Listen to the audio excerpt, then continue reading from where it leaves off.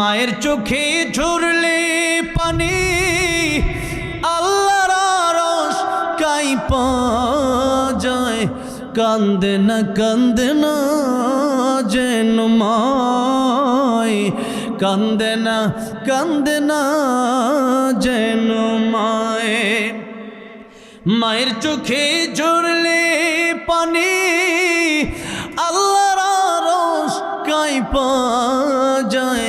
কান্দে না যেন মায়, কান্দে না যেন মায়। মায়ের মনে কত কষ্ট জানো না কি ভাই। এই জগৎ মায়ের মতো আপন কেহ নাই। সেই মায়ের কষ্ট কেহ দিও নাই দুনিয়ায়। কান্দে না যেন মায়, কান্দে না যেন মায়।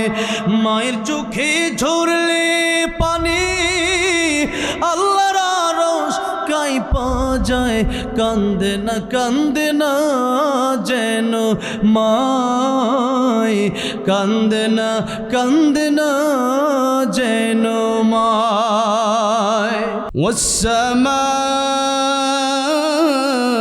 والسماء رفعها ووضع الميزان ألا تطغوا في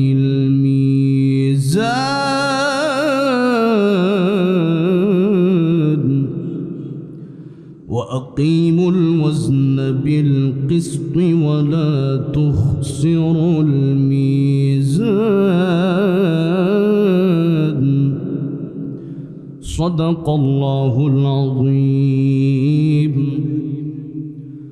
وقال النبي صلى الله عليه وسلم خيركم من تعلم القرآن وعلمه أو كما قال النبي عليه الصلاة والسلام. وقال تعالى في شان حبيبه إن الله وملائكته يصلون على النبي يا أيها الذين آمنوا صلوا عليه وسلموا تسليما. প্রাণ খুলে সকলে দুরূদ ইব্রাহিম পড়ি। اللهم صل على محمد وعلى آل محمد كما صليت على إبراهيم وعلى آل إبراهيم إنك حميد مجيد. اللهم بارك على محمد وعلى آل محمد كما باركت على إبراهيم وعلى آل إبراهيم إنك حميد مجيد.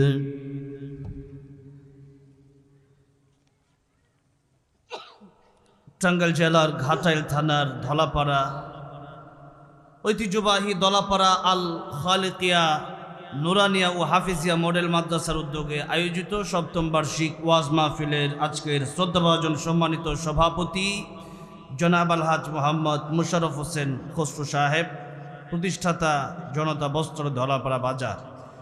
আল্লাহ ওনার ব্যবসায় আরও বারাকা দান করেন, পড়েন আমিন। সহসভাপতি জনাব মোহাম্মদ আবু কাইসার শিকদার সাহেব, সাবেক সভাপতি দলাপাড়া চন্দনগণ বালিকা উচ্চ বিদ্যালয়, আল্লাহ ওনার খেদমতগুলো কবুল করেন। উদ্বোধক জনাব মোহাম্মদ শাহ আলম সাহেব, প্রধান অতিথি জনাব আলহাজ মোহাম্মদ মঈনুল ইসলাম সাহেব, বরেণ্য অতিথি মোহাম্মদ ইজহারুল ইসলাম ভূঁইয়া মিঠু সাহেব, এবং আমার বাম পাশে আজকের বরেণ্য অতিথিদের মধ্যে অন্যতম বসে আছেন। আমার সাথে গত বছর একটি মাহফিলে দেখা হয়েছে, মালয়েশিয়াতে থাকেন তিনি, বিশিষ্ট ব্যবসায়ী জনাব মোহাম্মদ রমজান আলী সাহেব। মা মারা গেছেন, আল্লাহ ওনার আম্মার কবরকে জান্নাতের বাগান বানায় দেন, পড়ে না আমিন।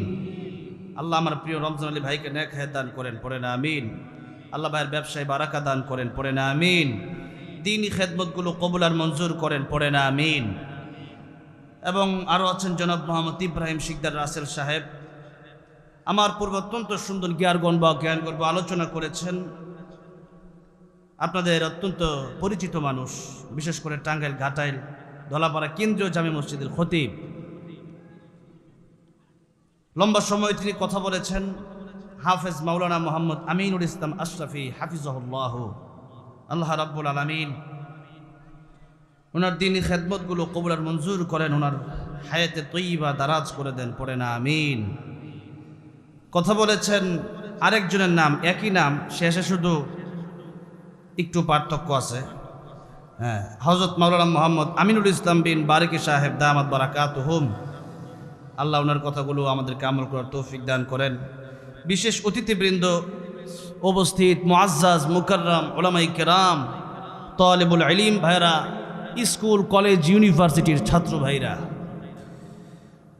আল্লাহর পেয়ারা সাদা সাদা দাড়ি পাকা মুরব্বী বাবাজিরা,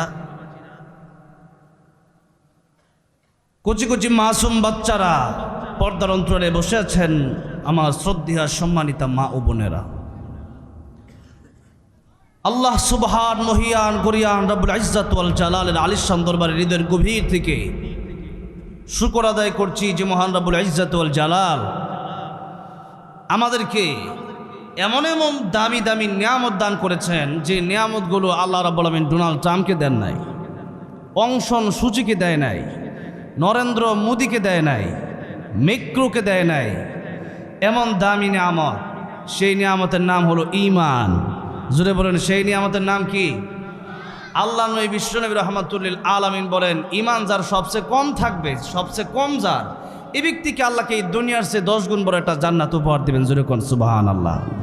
বলেন, আমাদের কাছে যদি এমন কোনো স্বর্ণের টুকরা, এমন কোনো হীরার টুকরা, এমন কোনো ডায়মন্ডের টুকরা থাকে, যেই ডায়মন্ড, হীরা বা স্বর্ণের টুকরা দিয়া পুরো টাঙ্গাইল জেলা কিনা যায়, এমন স্বর্ণের টুকরা নিয়ে আপনারা কি আরামে ঘুমাইতে পারবেন? কেন ঘুমাইতে পারবেন না? কারণ হচ্ছে দামি জিনিস যার কাছে আছে, চুর ডাকাইতের পিছিয়ে লাগিয়ে থাকে, যেরকম ঠিক না বেঠে। কেন?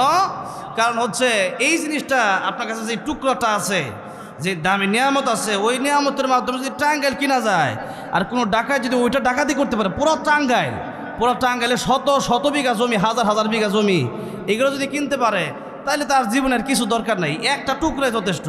তাহলে বলেন, একটা স্বর্ণ অথবা ডায়মন্ড অথবা হীরার টুকরা যদি এমন হয় যেই টুকরা নেওয়ার জন্য চুর ডাকাত থাকে, তাহলে যেই ঈমান সবচেয়ে কম যার থাকবে, দুনিয়ার সবচেয়ে কম যার, এর জন্য দুনিয়ার 10 গুণ বড়। আর যার বেশি থাকবে, ঈমান যার পাকাপোক্ত, এর জন্য কত গুণ বড়, এটা আল্লাহই ভালো জানে, আল্লাহই ভালো জানে। সেজন্য মনে করেন 10 গুণ বড় জান্নাতি মনে করেন আপনি পারেন। আমাদের ঈমান তো এখন লড়র বড়র কচু পাতার পানির মতো। কচু পাতার পানি যেমন লড়ে, পানি একটু থাকে, কচু পাতা বাতাস আইলে আবার হেদিকে জায়গা, ঠিক না? ঠিক জোরে কন, পানি বইরা যায় কচু পাতার পানি থেকে। আমাদের ঈমান হইল এই অবস্থা, মানে একটু এক সময় নামাজ পড়ি, এক সময় পড়ি না, যেদিকে সুবিধা ওইদিকে আমরা দৌড়াই, জোরে কন, ঠিক না? ঠিক। নামাজ মনে করেন ফজরেরটা কঠিন বেশি না মাগরিবেরটা কঠিন বেশি? ফজরেরটা। এদিকে ফজরের সময় মুসল্লি কম, আর তো জোরে কন, ঠিক না? ঠিক। ফজরের সময় মুসল্লি কম কেন? এটা কষ্ট।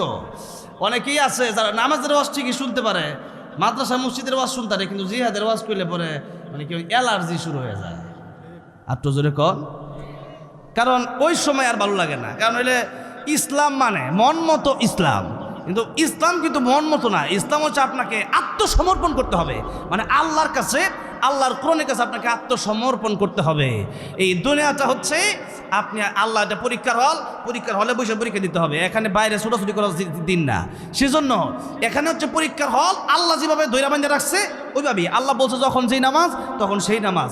আল্লাহ যখন বলছে জিহাদের সময় জিহাদে যাও তখন জিহাদে যেতে হবে। আল্লাহ বলছে রাজনীতিও করো, রাজনীতিও করতে হবে। সব জায়গায় ইসলাম আছে না নাই?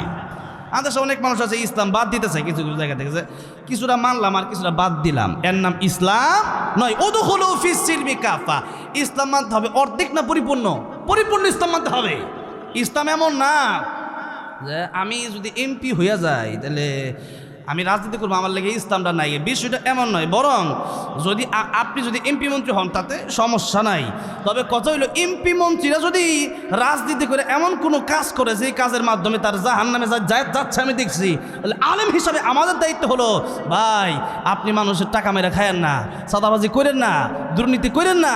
ওই জাহান্নামের পথ থেকে বাঁচানোর জন্য আপনার ভালোর জন্যই মাঝে মধ্যে আমরা বক্তৃতা দেই, যাতে করে আপনি জান্নাতে যেতে পারেন। এটা আমাদের দায়িত্ব, এটা রাজনীতি না। যেরকম ঠিক না বেটে? সুতরাং সব কথাই হবে, মাঝে মধ্যে একটু নরমও হবে, আবার মাঝে মধ্যে একটু গরমও হবে। আমার নবী নরমও ছিলেন, আবার গরমও, যেরকম নরমও ছিলেন গরমও। মুহাম্মদুর রাসূলুল্লাহ ওয়াল্লাযীনা মাহু আশিদ্দাউ আলাল কুফফার।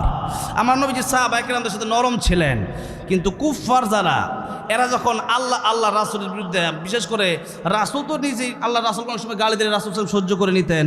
আমাদেরকে যেরকম মাঝে মধ্যে গালি দিলে আমরা সহ্য করে নেই, ঠিক না ঠিক জোরে কন? কিন্তু আমাদের ঈমান যাদের ভিতরে আছে, যখন আল্লাহ রাসূলকে গালি দেয় জীবন দিতে পারি, আল্লাহ রাসূলের বিরুদ্ধে কথা বললে সহ্য করতে পারি। কারণ হচ্ছে যে আমাদের ঈমানটা আমাদের জীবনের চাইতেও বেশি দামি। আসুন এবার যে ঈমান দিয়া এই দুনিয়ার চাইতে 10 গুণ বড় জান্নাত পাওয়া যাবে। এবার বলুন তো, একটা স্বর্ণের টুকরা, হীরার টুকরা থাকলে ওইটা যদি আপনার কাছে কায়রা নেওয়ার লাগে, আপনার ভাই আমার শত্রু হয়ে যাবে। কেন? যে আপনি এত দামি জিনিস নিয়ে করতেছেন, আপনার মাইরানি কোনোভাবে ওইটা লইয়ে যাওয়া যায়? এত দামি জিনিস টাঙ্গাইল জ্বালা কিনা যাবে? তাহলে বলেন যে ঈমান দিয়া এই দুনিয়ার চেয়ে 10 গুণ বড় জান্নাত কিনা যায়, সেই ঈমান যার ভিতরে আছে, ঈমান চুরি করার জন্য বুঝি সুর নাই, ডাকাত নাই, আছে, কিন্তু ওইটা ডাইরেক্ট সুর, ডাইরেক্ট ডাকাত না। নাম দেয় যেমন আহলে হাদিস, যেমন নাম দেয় কাদিয়ানি, হ্যাঁ, যেমন নাম দেয় হিজবুত তাওহীদ। হিজবুত তাওহীদ নাম দিয়েছে, এটা কি হিজবুত তাওহীদ না হিজবুত শয়তান? হ্যাঁ, হিজবুত তাওহীদ মানে হচ্ছে তাওহীদের দল, আল্লাহর দল, আর হিজবুত শয়তান মানে শয়তানের দল। ওইটার নাম চেঞ্জ করা দরকার। কারণ হচ্ছে হিজবুত তাওহীদ নাম দিয়া এমন কাজ করে যে এই কাজ করলে পরে ঈমানই থাকে না। কোরআন শরীফ পড়তারে না, নাম দিয়েছে হিজবুত তাওহীদের নেতা যায় কোরআন শরীফ পড়তারে না ঠিক মতো নেই। এরপরে আল্লাহু আকবার সঠিক শুদ্ধভাবে আল্লাহু আকবার ওইটাও বলতে পারে না, নামাজের ঠিক নাই। বেপর্দা মহিলাদেরকে স্টেজে নিয়ে এরপরে সুন্দর সুন্দর ওয়াজ মাহফিল করে, যেন নাই পর্দা হেন ওয়াজ মাহফিল করতেছে। এইলো হিজবুত তাওহীদ। এরপরে হিজবুত তাওহীদের কাজ কি? কাজ একটাই, ওই কাজ হলো যত হক্কানি উলামায়ে কেরাম আছে তাদের বিরুদ্ধে যত কথাবার্তা, বিশুদ্ধকার গালি গালাস, এই সব কাজ হলো তাদের। বলেন এরা কি হিজবুত তাওহীদ হতে পারে? এরা হিজবুত শয়তান, যেরকম ঠিক না বেঠিক? আরেক ধরনের নাম হলো কাদিয়ানি। এরা হইলো নবীর শেষ নবী মানে না। এখন কোন এরা আবার দাবি করে আমরা ইমানদার, আমরা মুমিন। তো মুমিন যদি হয়, ইমানে মুফাসসাল তো আপনারা পড়ছেন, মুমিন হওয়ার জন্য এই 6টা মৌলিক বিষয় দরকার। জুড়ে বলেন কয়টা মৌলিক বিষয় দরকার? 6টা। যদি আপনি কোন আমি মুমিন, আর আমার দেশে অনেকে আছে আমরা আসলে ইমানদার আমি, এরপরেও কাফের ফ্যাক্টরি খুললা বসে কাফের ফতুয়া দেয়। তো এখন মনে করেন আপনি জিজ্ঞেস করবেন যে আমি 6 কথার কোন কথা না মানার কারণে আমি কাফের হয়ে গেলাম। এর মধ্যে একটু ভালো করে লক্ষ্য করে দেখেন, অনেকেই তো ইমানে মুফাসসাল পড়ছেন কিন্তু দেখা গেছে অর্থ বুঝেন না অনেকেই। আমানতু বিল্লাহি ওয়া মালাইকাতিহি ওয়া কুতুবিহি ওয়া রুসুলিহি ওয়াল ইয়াউমিল আখিরি ওয়াল কদরি খাইরিহি ওয়া শাররিহি মিনাল্লাহি তাআলা ওয়াল বাতি বাদাল যখন মাউত।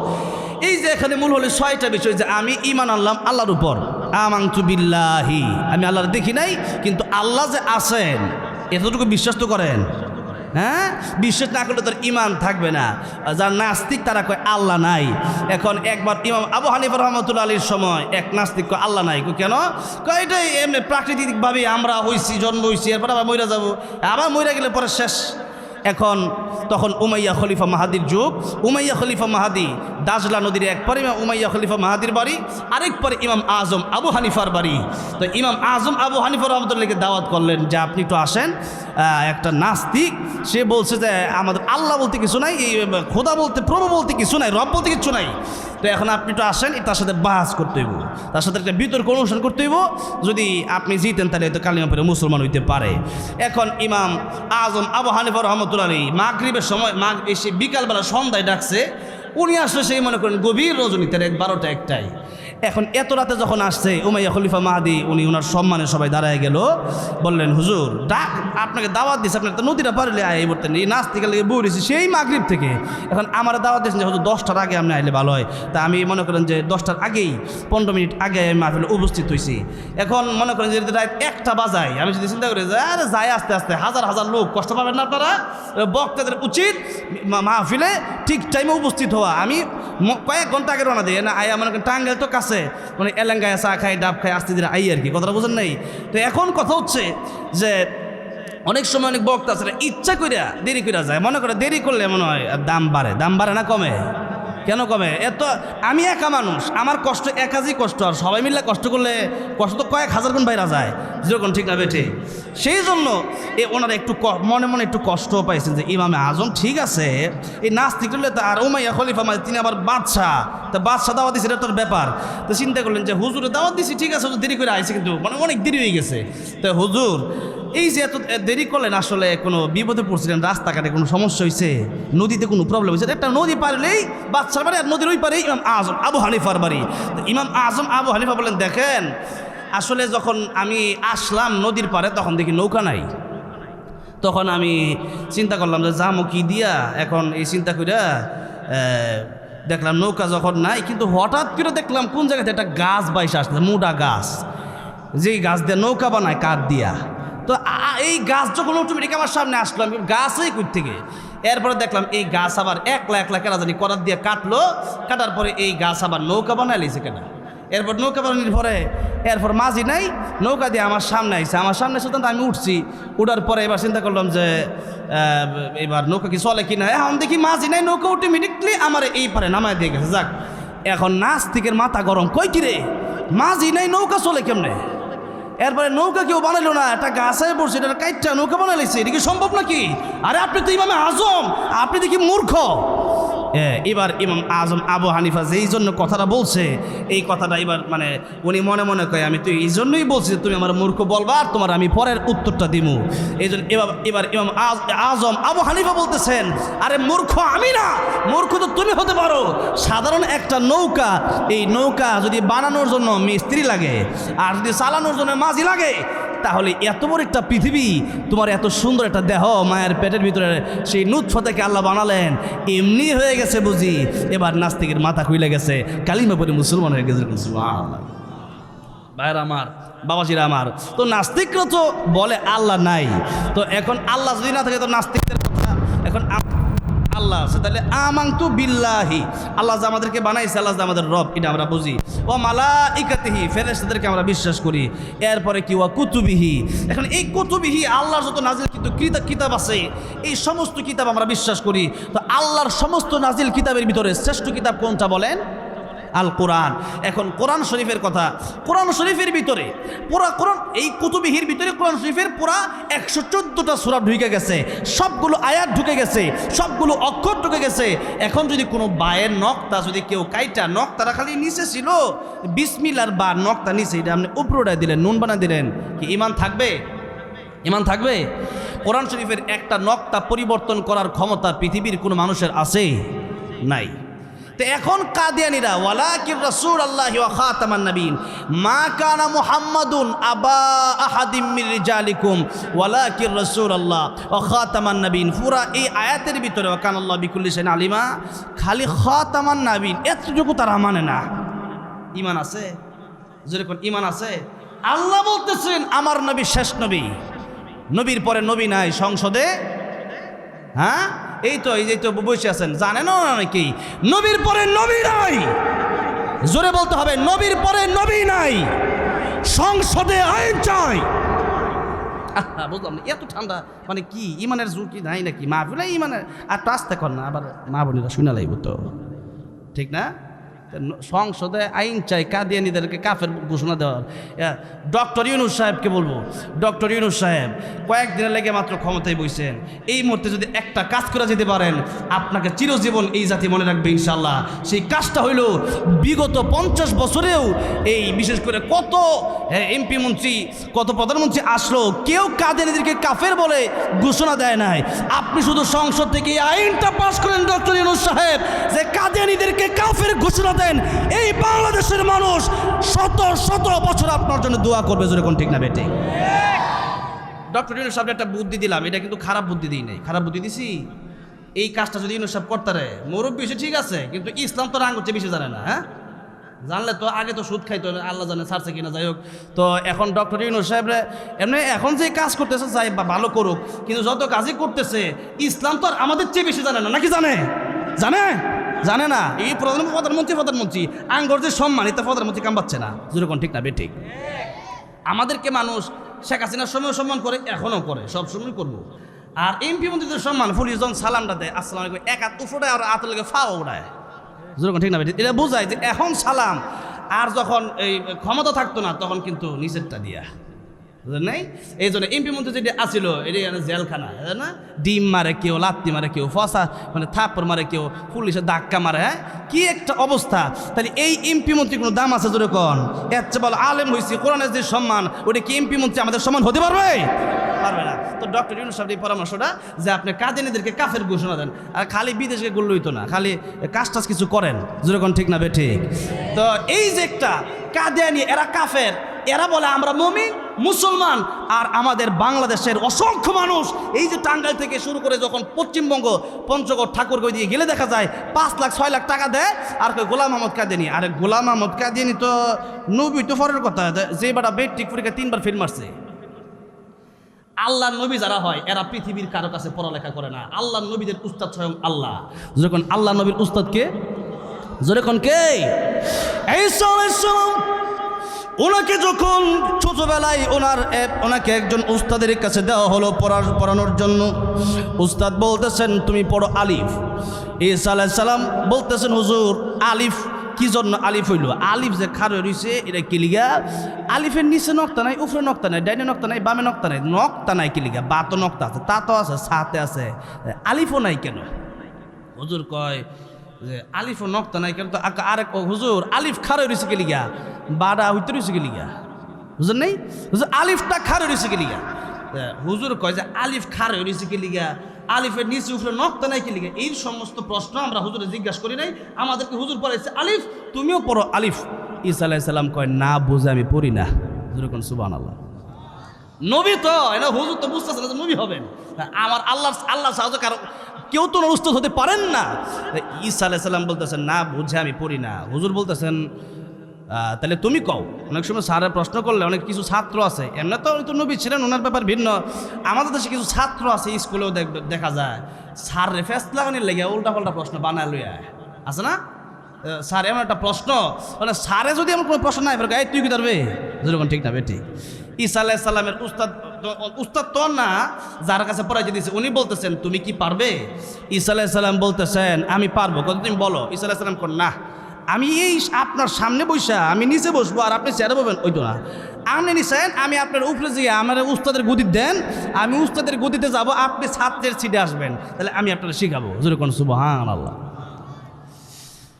ঈসা আলাইহিস সালাম যেই মাত্র উস্তাদের গদিতে বসলেন, ঈসা আলাইহিস সালাম দেখে বললেন আলিফ এইভাবে দাঁড়ায় আছে, এর কারণ হচ্ছে আলিফ যে লেখা হয়েছে আরবিতে, আলিফ যেইভাবে লেখে এক সেইভাবে লেখে। আরবিতে আলিফ এমনি টান মারলে আলিফ হয়ে যায়, আবার এক যে লেখা আলিফ ওইটাও কেমনে এমনি টান দিলেই এক। আরবিতে এমনি টান দিলেই কি এক, বাংলা এমনি এক। আর আরবি এক হইল আলিফটা যেমন একটাও এমন। ঈসা আলাইহিস সালাম ডেকে বলছেন আলিফটা একের মতো, তার মানে আলিফটা ওয়াহদানিয়াত বোঝায় আমার আল্লাহ এক, কুল হুয়াল্লাহু আহাদ। আলিফ মানে আলিফ যেমন একের মতো দাঁড়ায় আছে, আলিফের সাথে আশেপাশে কোনো নক্তা নাই, বাইরের নিচে নক্তা, তাই উপরে নক্তা। তার মানে হচ্ছে আল্লাহর সাথে কোনো শরীক নাই। আলিফ দিয়া বোঝানো হয়েছে আল্লাহ, আলিফ দিয়া বোঝানো হয়েছে এক, আলিফ দিয়ে বোঝানো হয়েছে ওয়াহাদানিয়াত, আলিফ দিয়া বোঝানো হয়েছে লাম ইয়ালিদ ওয়া লাম ইউলাদ। আল্লাহ রাব্বুল আলামিনকে কেউ জন্ম দেয় নাই, আর আল্লাহ রাব্বুল আলামিন কাউকে জন্ম দেন নাই। আল্লাহর কোনো বাবা মা নাই, আল্লাহর কোনো ছেলে নাই, নাতিপুতি নাই, অর্থাৎ আল্লাহ রাব্বুল আলামিন এক আল্লাহ, লা ইলাহা ইল্লাল্লাহ। আল্লাহ রাব্বুল আলামিনের সাথে কোনো শরীক নাই, আল্লাহ ছাড়া কোনো মাবুদ নাই, আল্লাহ ছাড়া কোনো ইলাহা নাই। সুবহানাল্লাহ। ঈসা আলাইহিস সালাম বলতেছেন যে এই হইল কারণ যে আলিফ দিয়া আল্লাহ, আলিফ দিয়া ওয়াহাদানিয়া। আলিফ মানে এক, আলিফ মানে হচ্ছে আলিফের নকটা নাই, মানে আল্লাহর সাথে কোনো শরীক নাই। এইটা বুঝছে আমার পড়তে হইব। হুজুর যিনি ছিলেন উনি কয় ঠিক আছে, তোমাকে পড়ানোর মতো পৃথিবীতে কোনো উস্তাদের যোগ্যতা নেই। আল্লাহু আকবার। নবীদের উস্তাদ, আমার নবীও তো পৃথিবীর কোনো উস্তাদ ছিলেন? আমার নবীর তিনি পড়ালেখা করেন নাই। যখন এই জন্য জিবরাইল আমিন যখন আসছে, যখন বলছে ইকরা, নবী কয় মা আনা বিকারিন, আমি পড়তে পারি না, আমি জানি না, আমি পড়তে পারি না। তো একবার দুইবার তিনবার রাসূলুল্লাহ সাল্লাল্লাহু আলাইহি ওয়াসাল্লামকে চাপ দিছে। এরপর যখন বলছে ইকরা বিসমি রাব্বিকাল্লাযী খলাক, পড়েন আপনার প্রভুর নামে যিনি আপনাকে সৃষ্টি করছেন। এবার রাসূলুল্লাহ সাল্লাল্লাহু আলাইহি ওয়াসাল্লাম পড়া শুরু করছেন, যেরকম সুবহানাল্লাহ। ভাইয়ের আমার, বাবাজির আমার, কিন্তু আল্লাহ বিশ্বনবী রাহমাতুল লিল আলামিন, ওনার জ্ঞান যেখান থেকে শুরু, সারা পৃথিবীর মানুষের জ্ঞান যেখানে শেষ, নবীর জ্ঞান সেখান থেকে শুরু। আমাদের দেশে দেখবেন অনেক সময় মাস্টার্স পাস লোকেরাও, আমাদের দেশে অনেক মুরব্বী আছে পড়ালেখা করে নাই, কিন্তু তাদের আল্লাহ প্রদত্ত কিছু জ্ঞান আছে। দেখবেন মাস্টার্স পাস লোকেরাও মুরব্বীদের সাথে কথা বলে অনেক সময় পারে না, যেরকম ঠিক না বেটি। সাক্ষী অনেক সময় যায় আদালতে, কোর্টের ভিতরে, শিক্ষা নাই কিন্তু মায়ের ফেস সব জানে। কথার মায়ের ফেস, এটা কিসের মায়ের ফেস? কথার মায়ের ফেস, এটা আল্লাহ প্রদত্ত জ্ঞান। ভাইরা আমার, বাবাজিরা আমার, সেই কাদিয়ানি, গোলাম আহমদ কাদিয়ানি, এরপরে 3বার তো মেট্রিক পরীক্ষায় ফেল করছে, মানে পড়ালেখা করছে দুনিয়া শিক্ষকের কাছে। নবীর শিক্ষক তো দুনিয়ার কোনো মানুষ হতে পারে না। তার শিক্ষক যে স্কুলের টিচার ছিল, সে নবী হইল কেমনে? যেরকম ঠিক না বেটি? এরপরে বাথরুমে মারা গেছে যে ব্যক্তি, বাথরুমে মারা যায়। আর আমার নবীর কাছে মালাকুল মাউত আজরাইল দরজার বাইরে যেখানে কয় আসসালাতু আসসালামু আলাইকা ইয়া রাসূলুল্লাহ, নবীকে ফাতেমা দেখো তো দরজার বাইরে কেডা সালাম দেয়? ফাতেমা, তার আসমানের উপরে যার মাথা, জমিনে যার পা। আল্লাহু আকবার। সেদিন আজরাইল ফাতেমার সামনে প্রকাশিত হয়েছিলেন। ফাতেমাকে ইয়া রাসূল, আব্বা এ তো বাইরে দেখার, এ তো কোনো কেমন, এই লোক তো কোনোদিন দেখি নাই। নবী কয় হাদা মালাকুল মাউত, এটাই মালাকুল মাউত। ভাইয়ার আমার, বাবাজিরা আমার, এরপরে নবী যে আসলেন, লম্বা চড়া ঘটনা। আজকে ওই ঘটনাক্রমে আজকে আবার একটা মাদ্রাসার বিষয়ে ওয়াজ করবে, কোরআন শিক্ষার বিষয়ে ওয়াজ করবো, তাই ওই দিকে যাবো না। আর আল্লাহ নবীর কাছে তিনবার অনুমতি নিলেন। যেরকম কয়বার? তিনবার মালাকুল মাউত নবীর কাছ থেকে অনুমতি নেয় মৃত্যুর আগে। নবীজির সাথে জিবরাইল আমিন আসছে, কত ঘটনা করছে, আল্লাহর সাথে অনেক কথা হয়েছে। এরপরে উম্মতের ব্যাপারে ফায়সালা হয়েছে। এরপরে নবীজি এই দুনিয়া থেকে বিদায় নিছেন। আর হ্যাঁ, বাথরুমটা করে বাইরে যাওয়ার সুযোগ পায় না। বোঝেন নাই? এই লোক বলে আবার নবী, আবার তার পক্ষে আবার এই দেশের লোকও আছে, আবার এই দেশে তার পক্ষে কাদিয়ানিকে নবী বানায়া এরপরে মুসলমানদের ইমান ধ্বংস করতেছে। তাহলে যেই কথা বলতেছিলাম, আমাদের ইমান কেড়ে নেওয়ার জন্য এই দালাল, এই কাদিয়ানি, হিজবুত, শয়তান, এরপরে আহলে হাদিস, এরপরে বিভিন্ন ফেতনার লোক আছে না নাই জোরে বলেন। কিন্তু আমাদের জীবন আমরা দিতে পারি, ইমান দিতে পারি না। ভাইরা আমার, বাবাজিরা আমার, এত বড় একটা নিয়ামতের ইমানের কথা বলতে গিয়ে অনেক সময় কাটাই দিলাম। ইমানের মতো একটা দৌলত আল্লাহ আমাদেরকে দান করেছেন। সেই জন্য হৃদয়ের গভীর থেকে ইমানের মতো দৌলত পেয়ে জোরে সোরে মুহাব্বতের সাথে আল্লাহ রাব্বুল আলামিনের প্রেমে মাতোয়ারা হয়ে জোরে বলেন আলহামদুলিল্লাহ। এবার আসেন সামনে আলোচনার দিকে যাই। মোটামুটি একটু কষ্ট জিতেছে মনে হয় নাকি? আচ্ছা ঠিক আছে, একটু 1-2 ঘন্টা কি দেওয়া যাইব? আচ্ছা, এবার আসুন আপনাদের সামনে সূরা রহমান। আল্লাহ নবী বলেন যে কোরআন শরীফে সব জিনিস একটা সৌন্দর্য আছে। কোরআন শরীফে যত সূরা আছে সবচেয়ে সুন্দর সূরা হলো সূরাতুর রহমান। যেরকম সুবহানাল্লাহ। এই সূরাতেই, এই সূরার প্রথম কয়েকখানা আয়াতে কারিমা আপনাদের সামনে আমি তেলাওয়াত করেছি। যেই সূরাটা আল্লাহ রাব্বুল আলামিন নিজে তার বান্দাদেরকে জান্নাতের ভিতরে তেলাওয়াত করে শোনাবেন। যেরকম সুবহানাল্লাহ। আল্লাহ তেলাওয়াত করে শোনাবেন, তো সুবহানাল্লাহ কইতেন না। আর আল্লাহ রাব্বুল আলামিন কিয়ামত জান্নাতে যাওয়ার পরে জান্নাতি মানুষদেরকে সালাম দিবেন। জান্নাতে যাওয়ার পরে আল্লাহ রাব্বুল আলামিন জিজ্ঞাসা করবেন, ও জান্নাতীরা, তোমাদের কি আরো কোনো নিয়ামত পাওয়ার বাকি আছে? তখন সাধারণ জান্নাতীরা বলবে, আল্লাহ আর কত নিয়ামত, কোরআন শরীফে যা বর্ণনা করছেন 3 গুণ বর্ণনা হয়েছে কোরআন শরীফে, কোরআন শরীফের বর্ণনা অনুযায়ী কোরআন শরীফের 3 গুণ বর্ণনা হয়েছে, আর আমরা জান্নাতের ভিতরে এসে 97 গুণ বেশি পেয়েছি। সুবহানাল্লাহ। কিন্তু সেই দিন ওলামায়ে কেরাম যারা থাকবে, আল্লাহর ওলি যারা থাকবে, তারা কিন্তু শুকরিয়া থাকবে আল্লাহ, যেন মনে হয় কিচ্ছু পাইছে না। কারণটা কি?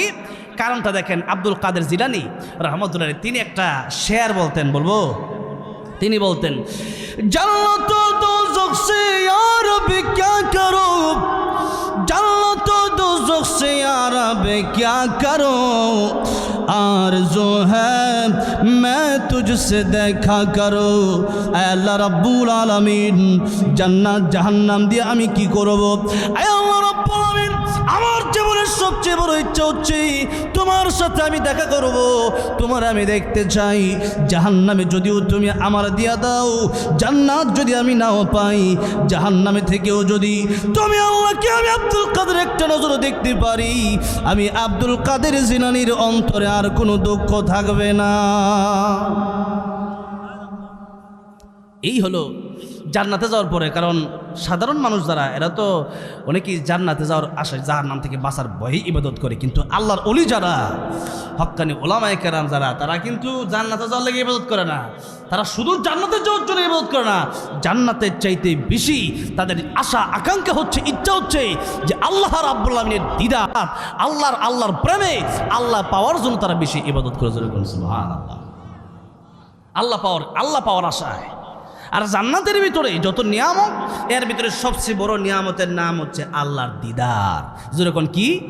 আল্লাহ দিদার। সূরা কাহফের শেষ আয়াতে আল্লাহ বলেছেন, ফামান কানা ইয়ারজু লিকা রাব্বিহি فليعمل عملا صالحا ولا يشرك بعبادة ربه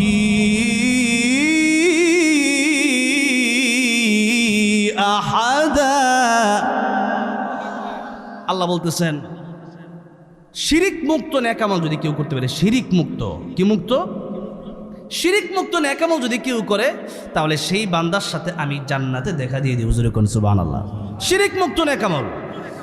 এমন তো হতে পারবে না যে আল্লাহর কাছেও যায়, মসজিদে গিয়ে সেজদাও দেয়, আবার অল্প কিছু 10% বুড়ের লাগে আবার মাজারে গিয়ে আঙ্গুল লাগে একটু আমি দেই, বুঝেন নাই? মসজিদে, মন্দিরে, আর এই দেশে 90% মুসলমান, এই দেশে কেউ আপনাকে মন্দিরে যে এরপরে তাদের সাথে আপনার মিষ্টি খাইতে দরকার আছে? তা আপনি তো 10% খুশি করবার লাগিয়া 90% আপনি নারাজ করে দিতেছেন, যে আপনি তো বুট কমতেছে। রোজা পূজা ইতি একসাথে যখন কন, তখন কি আপনার বুট বাড়বে?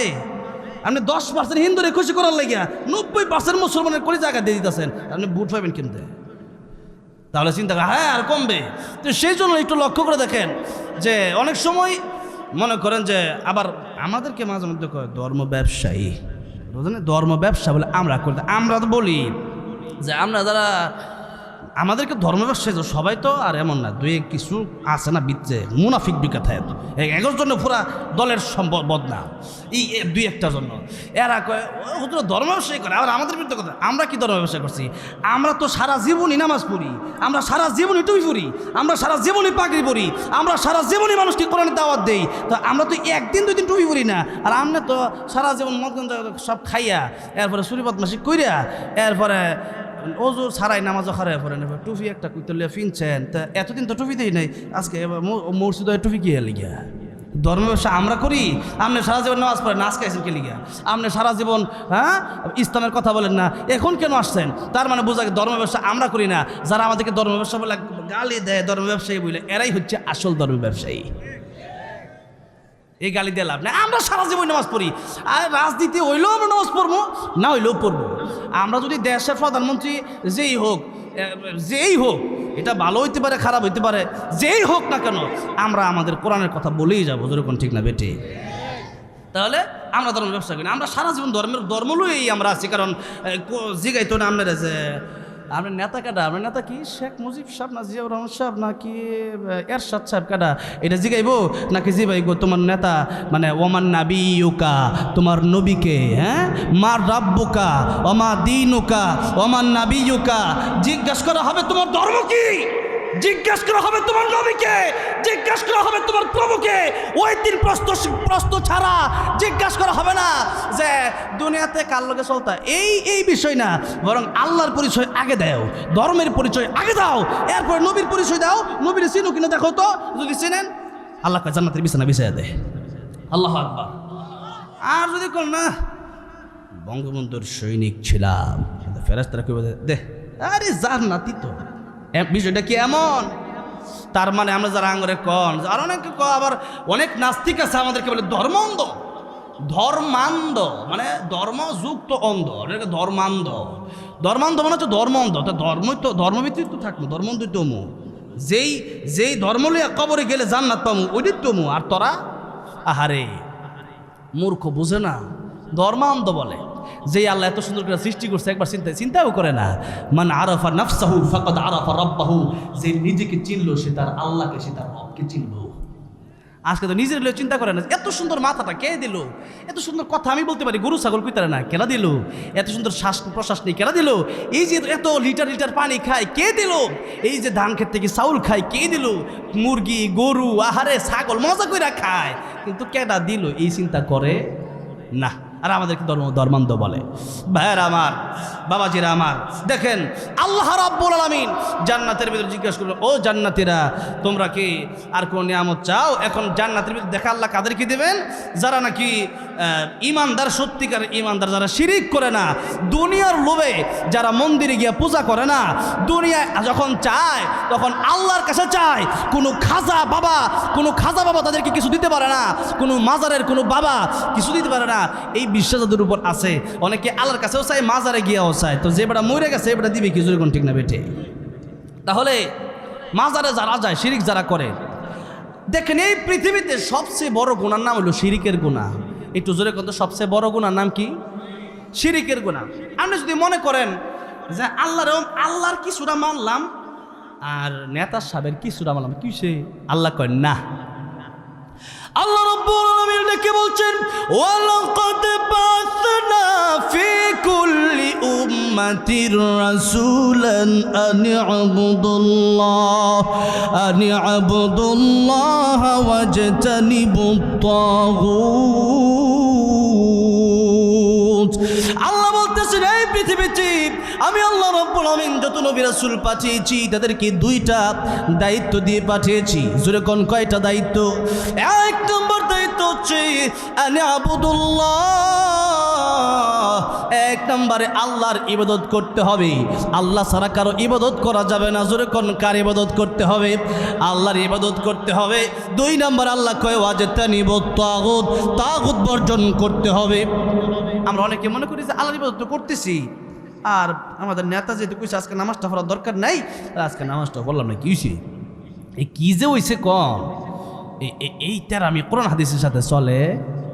সাপে আর ব্যাঙ্গ, এটা একটা গল্প আর কি, শুরু 1 মিনিট কয়ে দিই। সাপ আর ব্যাঙ্গে যাইতেছে এক জায়গায়, ব্যাঙ্গে কয় কিরে তুই এই সাপ এত তেরা বেড়া করস কে? সোজা চলতে রস না?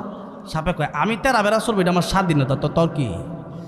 একটু পরে জনগণের সামনে ব্যাঙও পড়ছে, সাপও পড়ছে, জনগণের ব্যাঙ মারে নাই, সাপ তারা মেরা চলছে, তোর মাইরা এটা সোজা করে ফালায় তুই দিছে এক জায়গায়। ব্যাঙে কয় তো সোজা হইলি, মরার পরে সোজা হইলি, মরার আগে সোজা হইলি না, মরার আগে তেরামি করছে, তোর সোজা তো ওই সুতি, মরার পরে খেলি কইলি আগে হইতে, তা তোরে মারতো না। আল্লাহ তো দেখেন অনেকেই কোরআন হাদিস নিয়ে কথা বলে যায়, আর এই মানি আমরাও তো নামাজ পড়ি, খালি একটু জিহাদটা বাদ দিলেও হয় না? জোর জঙ্গিবাদীটা বাদ, জঙ্গিবাদী কি লিগা কয় যে আপনারা কি বলেন যুদ্ধের ময়দানে কি যুদ্ধ করবে নাকি? জঙ্গি না? আরে যুদ্ধ করবো মানে একটা দেশের কি পুলিশ নাই, সেনাবাহিনী নাই, হ্যাঁ বিডিআর বিজিবি আছে না নাই? অনেক পুলিশ মনে করেন গুলি একটা লেখার রয়েছে, কামান লেখার রয়েছে, পল্টন মুড়ে মিছিল হইব, মিটিং হইব, তো কাদিয়ানির বিরুদ্ধে পুলিশ খারাপ রয়েছে, কেলিকে যদি বিশৃঙ্খলা হয় তাহলে মাইরা দিমু। যেরকম ঠিক না বে ঠিক? এখন কেউ যদি কয় পুলিশের হাতে গুলি কেন, এটা তো পুলিশ না, এটা জঙ্গি। আপনি কবেন যে কেন জঙ্গি বলছেন আপনি?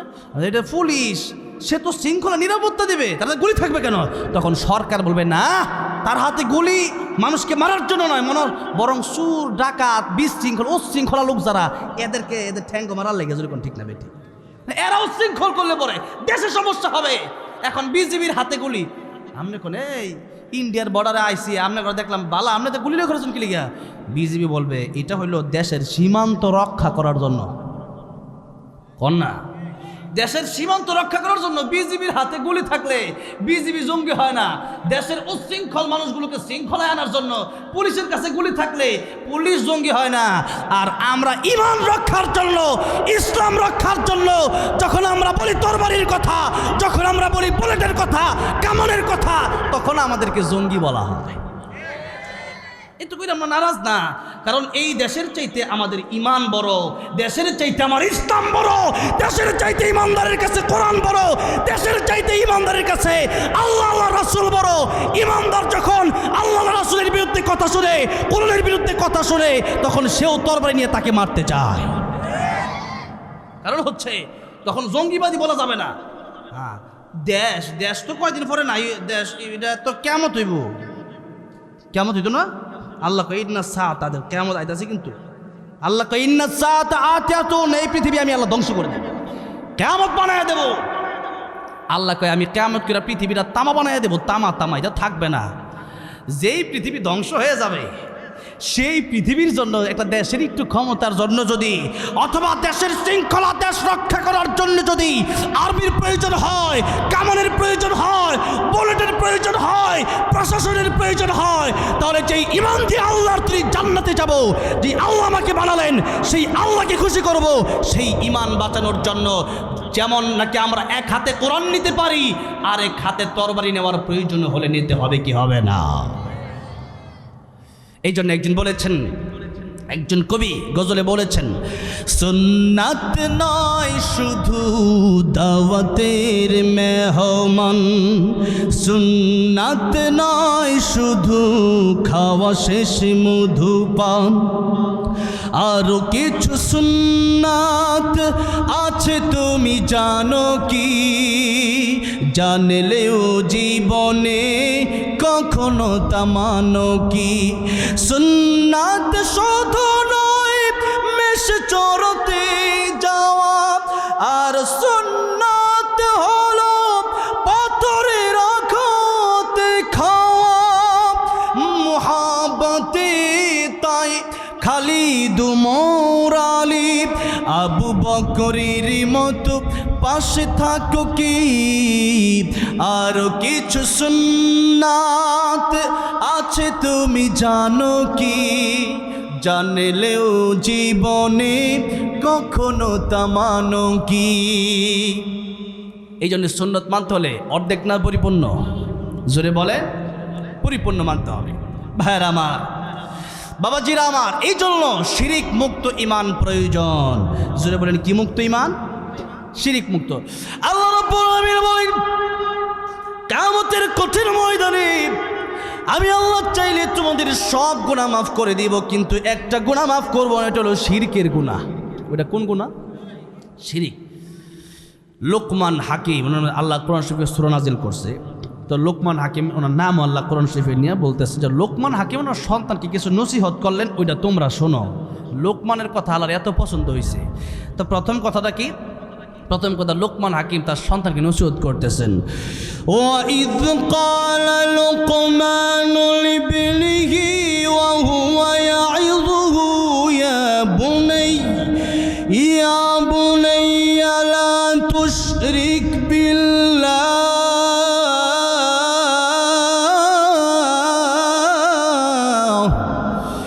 ইন্নাশ শিরকা লাযুলমুন আযীম।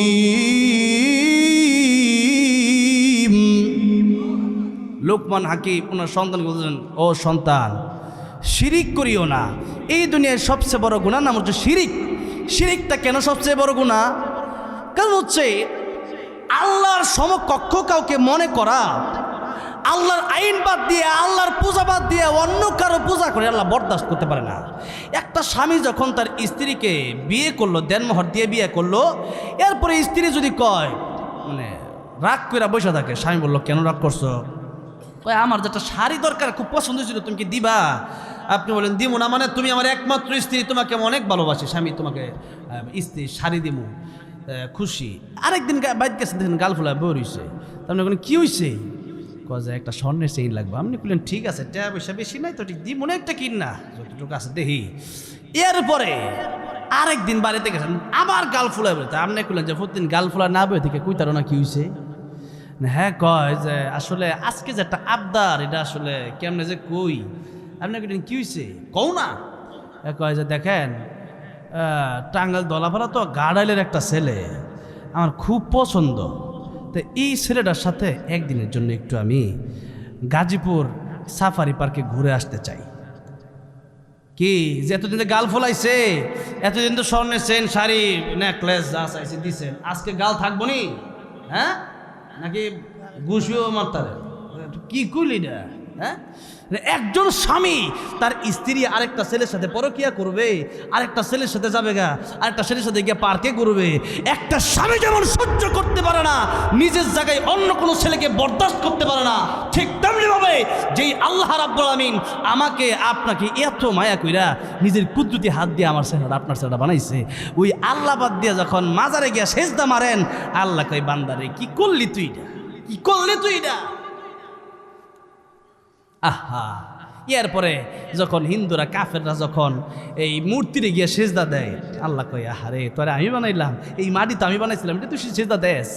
আল্লাহ কয় ইন্নাল্লাযীনা তাদউনা মিন দুনিল্লাহি লা ইয়াখলুকু যুবাবান ওয়ালাউ ইজতামাউ লাহু ওয়া يسلبهم الذباب شيئا لا يستنقذوه منه ضعف الطالب والمطلوب।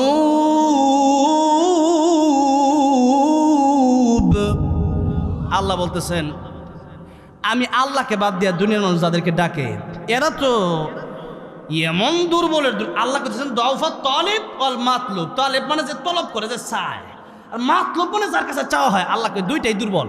আমরা দুর্বল কিনা বলেন? এখন যদি রুহু বের হয়ে যায়, এই পৃথিবীর কোনো ডাক্তার, কোনো বিজ্ঞানিকের ক্ষমতা আছে যে রুহুটা আবার ফিরিয়ে দিবে? জুরবান আছে? নাই। তাইলে কোন এমন দুর্বলের দুর্বল আমরা? আল্লাহ কইতাছে খলিকাল ইনসানু দাইফা, মানুষ বড় দুর্বল। আর দুর্বল করে আল্লাহ বানাইছেন কেন? এই যে একটা মনে করেন যে মাহফিলের প্যান্ডেল, এই প্যান্ডেল যাতে খুঁটি দিছে, এটা কি রড সিমেন্ট দিয়ে দিছে নাকি বাঁশ দিয়া? বাঁশ দিয়ে দিছে। কেন বাঁশ দিয়ে দিছে? কারণ যারা এই প্যান্ডেল বানাইছে জানে যে প্যান্ডেল কালকা ভাঙ্গা লাগবে, ঠিক না? তা আল্লাহ লোহা দেয়া বানায় নাই, মনে করেন শক্ত কিরা না যে এক চিরজীবন বেঁচে থাকবো, বিষয়টা এমন নয়, বরং আল্লাহ দুর্বল করে বানিয়েছে। আল্লাহ বলছেন খলিকাল ইনসানু দাইফা, মানুষকে আমি বড় দুর্বল করে বানাইছি। কারণটা হচ্ছে এই দেহটা পোকামাকড়ে খাইলেও পোকামাকড়ও খাইতে পারে, লাশ জিন্দা থাকলে আল্লাহর ইচ্ছা। এটা পোকামাকড় তো বিভিন্ন সময় কবর খুঁজে দেখা যায় লাশ নাই, হাড্ডি গুড্ডি বাইরে রয়েছে। তাহলে এই দেহটাকে শক্তিশালী করে বানায় কোনো লাভ নাই, কারণ এই দেহ থাকবে, এই দেহ পোকামাকড়ে খাবে। তাহলে কি?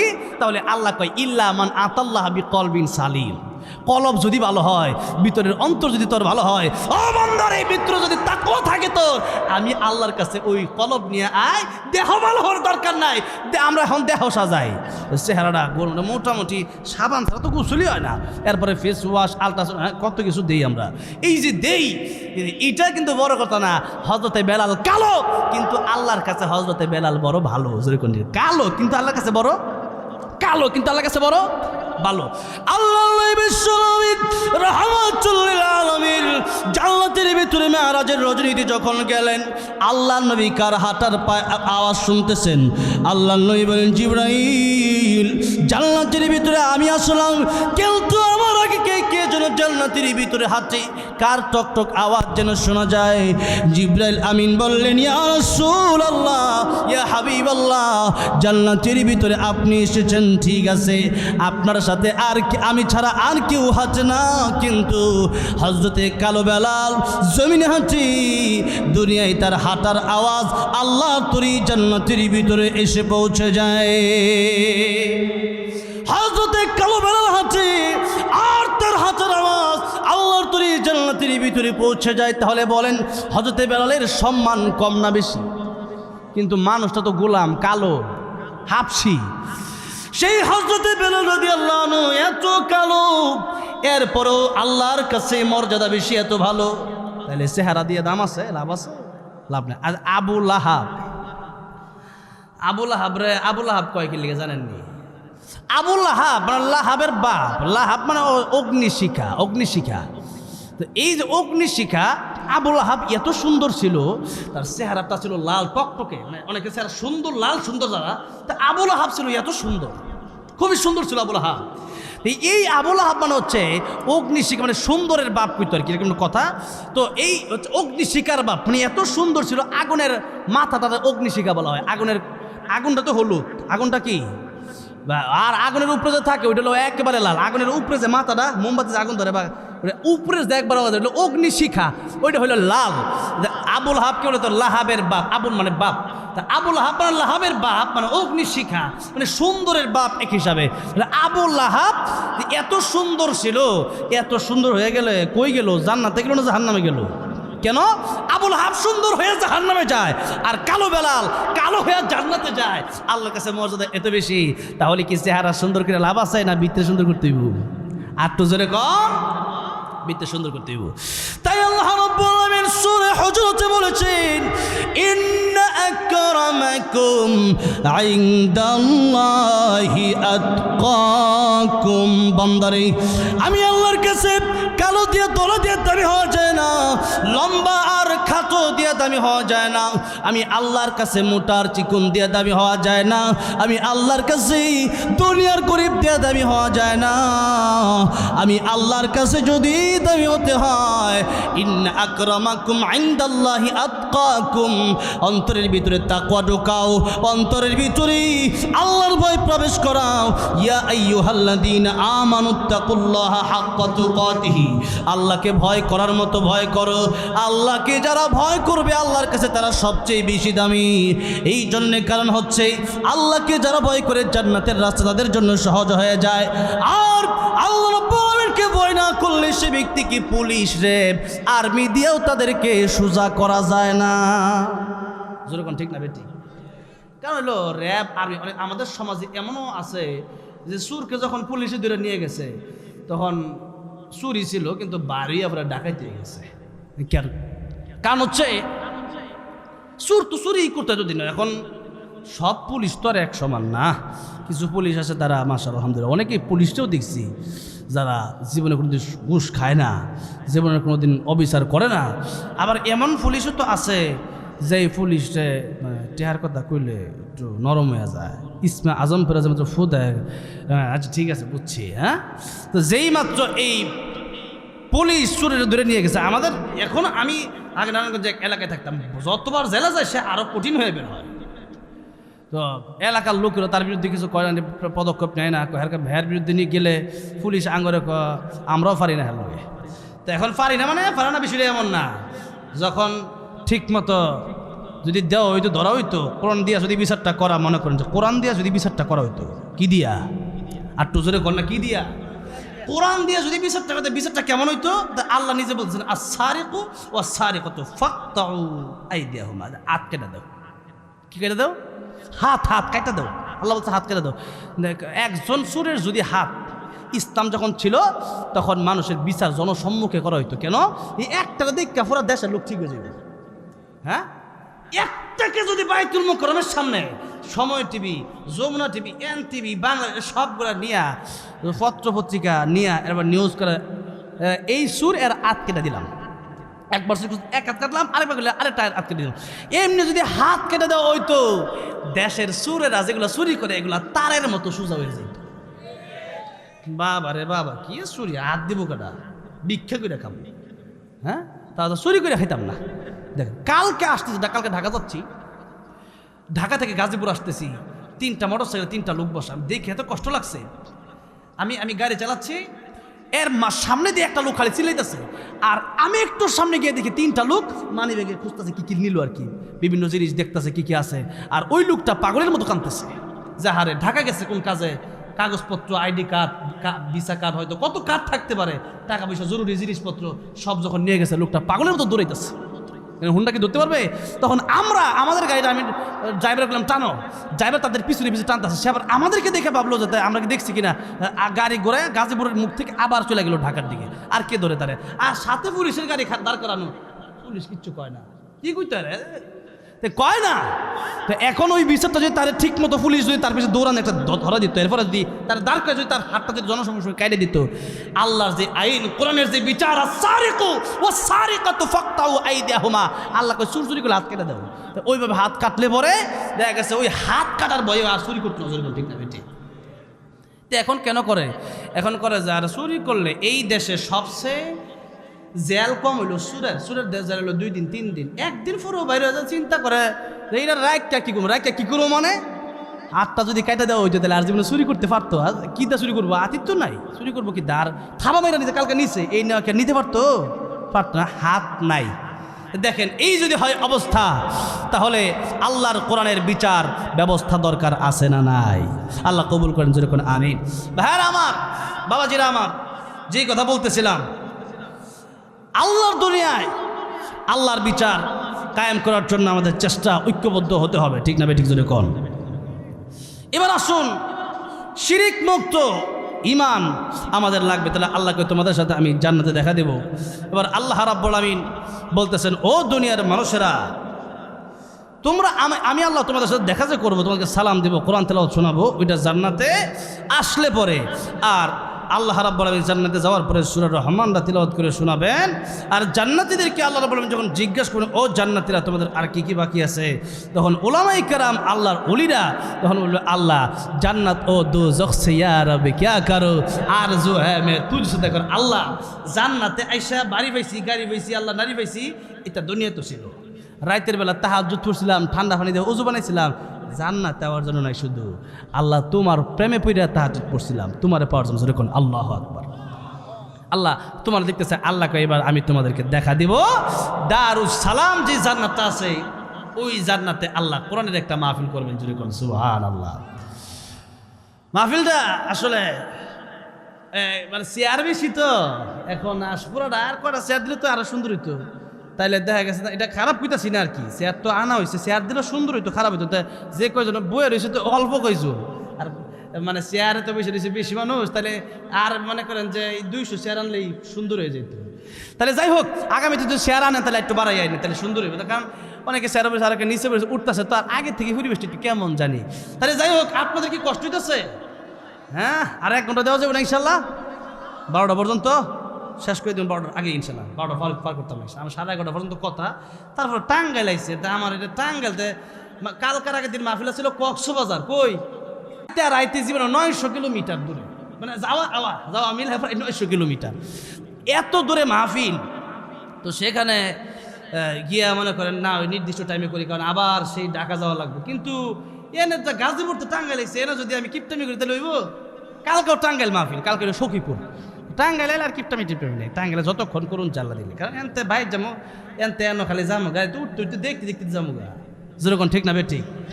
আর বাইকে তো আমার ভাই থাইকেই যান আজকে ঠিক আছে। আমি কই না জায়গা মাদ্রাসা আছে, আবার ছাত্রদেরকে সময় দেওয়া লাগে একটু, তাদেরকে আমনে জরবে না আবার আগে আবার একবার একটু মস্ক করাই আই পড়াই আই। তাহলে এবার একটু আসুন যে দেখুন সূরা রহমান আল্লাহ জান্নাতে তেলাওয়াত করবে দারুস সালামে, দাউদ আলাইহিস সালাম বিশেষ থাকবে। এটা অনেক লম্বা ঘটনা, সেদিকে যাবো না আজকে, একটু মূল কথাগুলো ঢুকে যাবো, অনেক সময় চলে যাচ্ছে, কারণ কথা কইতে মজা লাগতেছে আর কি, কথাটা বোঝেন নাই। এই যে ওয়াজ করবে আমি জানি না, কুর্তি যে বাড়িতেছে আমি এটা আল্লাহ জানে না। আল্লাহ আমিও মাহফিলে উঠার আগে উজু কইরা উঠি, তার কারণে আমি যদি মনে করেন মোতালা যদি মানে ফইরা যদি আই 2 ঘন্টার পর আমার মুখটা আল্লাহ বাইর করে দেবে, মানে হার রাত মানে ওয়াজ করলো শেষ হইতো না, আল্লাহ এমনি বাইর করে দেয়। যেরকম সুবহানাল্লাহ, উজু করে আই তো আল্লাহ বরকত দিয়ে দেয়। তো এবার আসুন, মানে বক্তারা ও যারা উজু করে উঠে খুব বরকত হয় কথা কইলে, অনেকে আছে ওজু ছাড়াই ওয়াজ করে, এমন বক্তা আছে ওজু নাই গোসল নাই ওয়াজ করতে আছে, এইটা আবার পছন্দ না। কিন্তু যাই হোক সামনের দিকে যাই, তাহলে জান্নাতে যাওয়ার পরে আল্লাহর দিদার আমরা চাই কি চাই না? জোরে কোন চাই কি চাই না? কেমনে আল্লাহর দিদার চাই? নামাজ না পড়িয়া, মিথ্যা কথা কইয়া, গিবত কইয়া, অন্যের জমি মাইরা খাইয়া, মানুষের গালি দিয়া, এই কেমনে? কোরআন হাদিস, কোরআন সুন্নাহ মাইনা, জোরে কোন ঠিক না ঠিক? আল্লাহ সেই জান্নাতে আমাদের একটু জায়গা করে দিও, জোরে কোন আমিন। এবার আসুন, জান্নাতের ভিতরে আল্লাহ রাব্বুল আলামিন কোরআনের মাহফিল আয়োজন করবেন। দাউদ আলাইহিস সালাম থাকবেন বিশেষ অতিথি, প্রধান অতিথি থাকবেন রাহমাতুল লিল আলামিন নবী, আর আল্লাহ নিজে থাকবেন সভাপতি। আল্লাহু আকবার। আল্লাহ রাব্বুল আলামিন নিজে সভাপতি থাকবেন। দাউদ আলাইহিস সালাম কোরআন থেকে তেলাওয়াত করবেন, আল্লাহ নবী বিশ্ব নবী রাহমাতুল লিল আলামিন কোরআন থেকে তেলাওয়াত করবেন। শত শত বছর চলে যাবে, জোরে কোন সুবহানাল্লাহ। অনেক লম্বা ঘটনা, ঘটনা লম্বা করবো না, 2-1 মিনিট শেষ করে আসুন আসল কথায় যাই। মাদ্রাসা শিক্ষা নিয়ে আওয়াজ করবো, মাদ্রাসার মাহফিল, মাদ্রাসার কথা কওয়ার দরকার। এবার আসেন, আল্লাহ বলবেন ও জান্নাতীরা আরো মজার তেলাওয়াত কি তোমরা শুনতে চাও? জান্নাতীরা আল্লাহ আরো মজা আছে। আল্লাহ কয় যাদের তেলাওয়াত শুনছো, এই কণ্ঠ, এই সুর, এই নিয়ামত আমি আলাদান করছি। আহা, কারি আব্দুল বাসেদের কণ্ঠ শুনে পাগল হয়ে গেছো, কারি আব্দুল সামাদের কণ্ঠ শুনে পাগল হয়ে গেছো। এবার কারি আব্দুল বাসেদ রহমতুল্লাহ, ওনার তেলাওয়াত তো এখন ইউটিউবে আছে না? কারি আব্দুল বাসেদ রহমতুল্লাহ তেলাওয়াত করলে খ্রিস্টানরা কালিমা পড়ে মুসলমান হয়ে যেতেন। সেই কারি আব্দুল বাসেদ রহমতুল্লাহ তেলাওয়াত শুনছো, আরে কারি আব্দুল সামাদের কণ্ঠে তেলাওয়াত শুনছো, আমার দাউদের কণ্ঠে তেলাওয়াত শুনছো, আমার নবীর কণ্ঠে তেলাওয়াত শুনছো। আজকে আমি আল্লাহ নিজে তোমাদেরকে তেলাওয়াত করে শোনাবো, জোরে কোন সুবহানাল্লাহ। আল্লাহ রাব্বুল আলামিন সেই দিন জান্নাতের ভিতরে সূরা রহমান তেলাওয়াত করে শোনাবেন। তাহলে এই সূরার মর্যাদা, ফজিলত জুড়ে বলেন আছে না না? যেই সূরা জান্নাতের ভিতরে আল্লাহ বলেন আনার রহমান, রহমান করুণাময়, দয়াময়। কে? আনা, আমি, জোরে কোন সুবহানাল্লাহ। আল্লাহ আমি সেই দয়াময়, খালি শুনছো আর রহমান, দেখো আমি আল্লাহ, জোরে কোন সুবহানাল্লাহ। আল্লাহ রাব্বুল আলামিন দেখা দিবেন এই সূরা সেই সূরা। এবার আল্লাহ বলতেছেন এই সূরার ভিতরে যে আয়াতগুলো আছে, সবচেয়ে বেশি যে আয়াত, কোন আয়াত? হ্যাঁ, জোরে কোন না। ফাবিআইয়ি আলাই রাব্বিকুমা তুকাযযিবান।